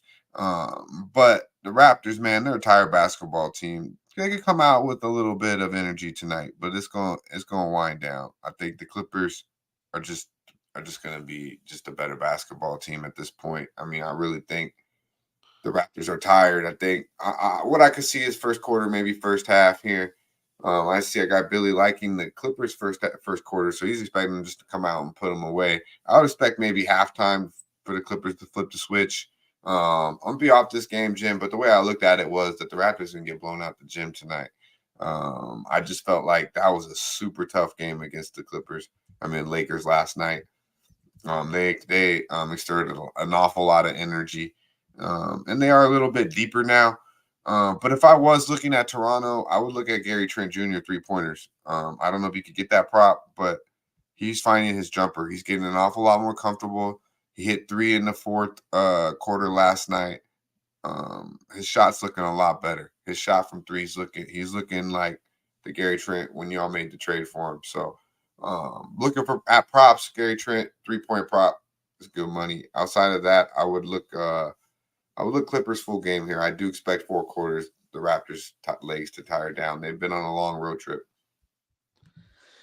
Yeah, I'm comfortable staying off of the spot here. Nothing for Gary Trent over at Pinnacle. Yeah, I didn't have anything on it when I seen it on my book share. So, but I was watching the game last night, and I'm like, this kid's finding his he's finding his jumper again. You're right. He's such a streaky player, and he's clearly finding it right now. And no, nothing at 365 either. So no Trent props. And they got a bunch of guys out there. So nothing to juice. Couldn't find it here. So there you go. I'm going to stay off of this spot as well. So let's review all action in NBA. And it's a pretty interesting card. You had we had interest in Celtics early. I don't know if I'm going to get there, but I certainly have interest in them early. Then nothing for Sacramento, Charlotte. It's too bad. I'm going to be on the Pistons. And I got to figure out how to bet the Wizards, whether it be first quarter or first half. I'm not going to bet both. And if I pick the wrong one, that's fine. I can't do that again. I'm going to be on the 76ers as well. Then Dutch is on the Thunder -4. BJ's best bet is on the Thunder. I'm going to be on the Chicago Bulls. That's my card. Those are my 4 spots. I got to keep it clean. I know exactly what went wrong on Friday, and I just got overconfident. Dutch is on the Pelicans first half -0.5 at -107. He's on the Jazz +7 at -106. And then Dan Kelly going to be on RJ Barrett's over points again. And that is our NBA breakdown for today, Wednesday, January 10th.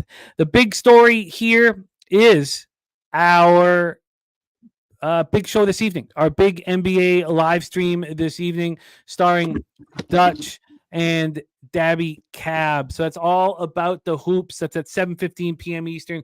Join the squad. It comes right on the heels of last call. So please join the squad as we live bet away. And then we have our confidence pool. We have been given some notes from Dan Kelly, which we will then, so we'll reshoot the video to make it clearer for everybody. But that pool, $50 entry, you got to get in by Friday at midnight. Jose and I are in. My mom's in. I'm not sure who else is in, but I'll get all that information for you guys. The video not enjoyed by our Dan Kelly, and I don't even know if I can.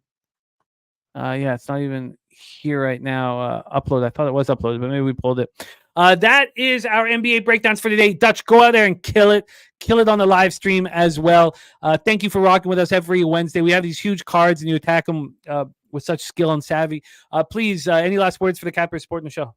Yeah, appreciate you, Jim, as always. Man, check us out. 7:15 Eastern time, as our boy Jim said it right there, all about the hoops. We'll have the whole crew. Get Conor Mac involved in there, too, as well. One of the better college basketball NBA cappers we got. Big card tonight. We will find a bag, believe it. So we got some good games pre-flop as well, as you guys like to say. So let's have a day, Jim. We need it. Let's get that cash. There he is, Dutch Boy Fresh. And now follow him on X at Dutch Boy Fresh. Let's review all action here on the show. Dan Kelly is on Chris Kirk, top 20 in golf this weekend, and it's dropped down to +130. He gave that out at +175. So there's been a big move on Kirk.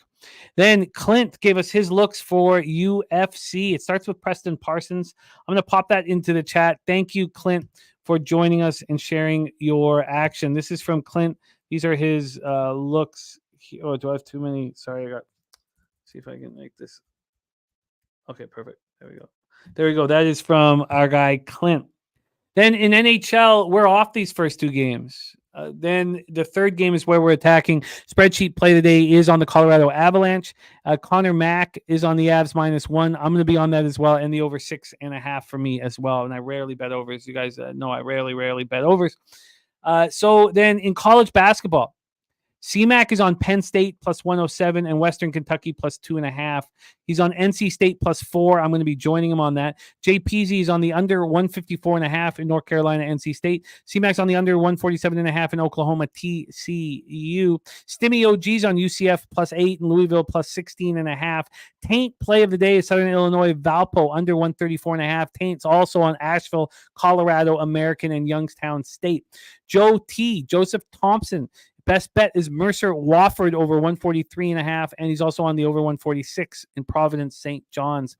Daby Cabs on Kansas first half -3.5, Tennessee -1.5 full game, Clemson first half money line, North Carolina first half -1.5, Arkansas first half +1.5. I'm going to be on Arkansas full game. Justin McKelvey's on Arkansas +3. That's the stacks play today. And then Noli Knows gave us the Tulsa Charlotte under 134.5. Thank you, Noli, for that. Razor Sharp picks a gambler's first glance is Clemson -2 versus Virginia Tech to bounce back after that North Carolina game. And then we just broke down NBA. So again, and more spreadsheet action from Ron Crawford in college. It's Drake, and in NBA, it's Boston -7. Please sign up for our confidence pool. We will mess with the video and reshoot it, and then we'll be playing it for you guys throughout the week. But it's quite simple. The first round wild card, you can only make 6 picks because there's 6 games, and you have 13 slots to fill. Your 13 will give you 13 points. That's your most confident spot. And your weakest, your least confident spot is the 1, of course. Most points wins, and it's really fun. And there's a lot of strategy involved, and we'll see where everybody's points are at. We'll see early, because it's Friday night, midnight games have to be in each week, where everybody's at and what slots are left. And then when we get to the Super Bowl, we'll know exactly who can win and who can't. And it's really fun. And if people don't enjoy it, we'll try something different next year. Just to give you guys a heads up, we're going to be doing the same sort of thing for college basketball, if this one's enough of a success. So just to get your heads starting to think about it for college basketball. In college basketball, the confidence pool is you get 100 points to work with. 100 points. And if you take a number 1 seed, that costs you 16 points. If you take a 16th seed, that costs you 1 point. You have 100 points to work with. That will be our college basketball pool for March Madness, and we'll all be and we're also going to do a bracket pool, but we're also going to try confidence pool. We'll try confidence pool and a bracket pool. And Nasty says, will we get strip club boxing at Pub 3? It looks like the city of San Antonio has shut that down on us. Has shut that down. Like, what the hell's wrong with San Antonio? You don't want strippers boxing. I mean, it's just, what kind of good are you trying to do?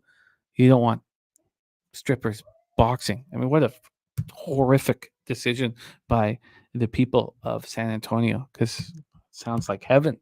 Strippers boxing. Thank you guys for supporting the show. Nasty Nate Liquor Store says, you sipping. I like it.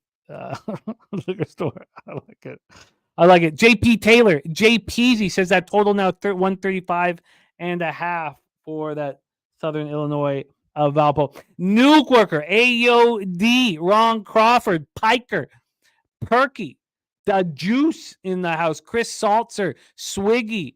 Thank you guys. Razor, Sharp, Picks, Andrew G, Kong's Clips, Lucky Lefty, Ron Crawford, all you guys, thank you so much for your support. We truly have nothing without you guys. Miles Johnson rocking with us, Ricky Bobby, Andrew G, Billy Brisbane, Caddy Daddy, all of you guys, DC Capper, Marcus McCarthy. We have nothing without you guys. Thank you for your support. Now let's go and deliver. The stakes are high. Let's go out there and get that cash right here, right now. Thank you to my producer today, Vic. We have, Jose at a funeral. Love you, Jose. And we love you, Vic. Thank you for being able to produce the show on short notice, my man. So big thank you to our guy, Vic, who you can also run with in San Antonio. Vic's Money in the Bank. So shout out to you, Vic. Thank you guys for supporting AOD, Kelly McInnes. Let's go out there and get that catch. Let's it. Hey, Los bookmakers. Milk that shit.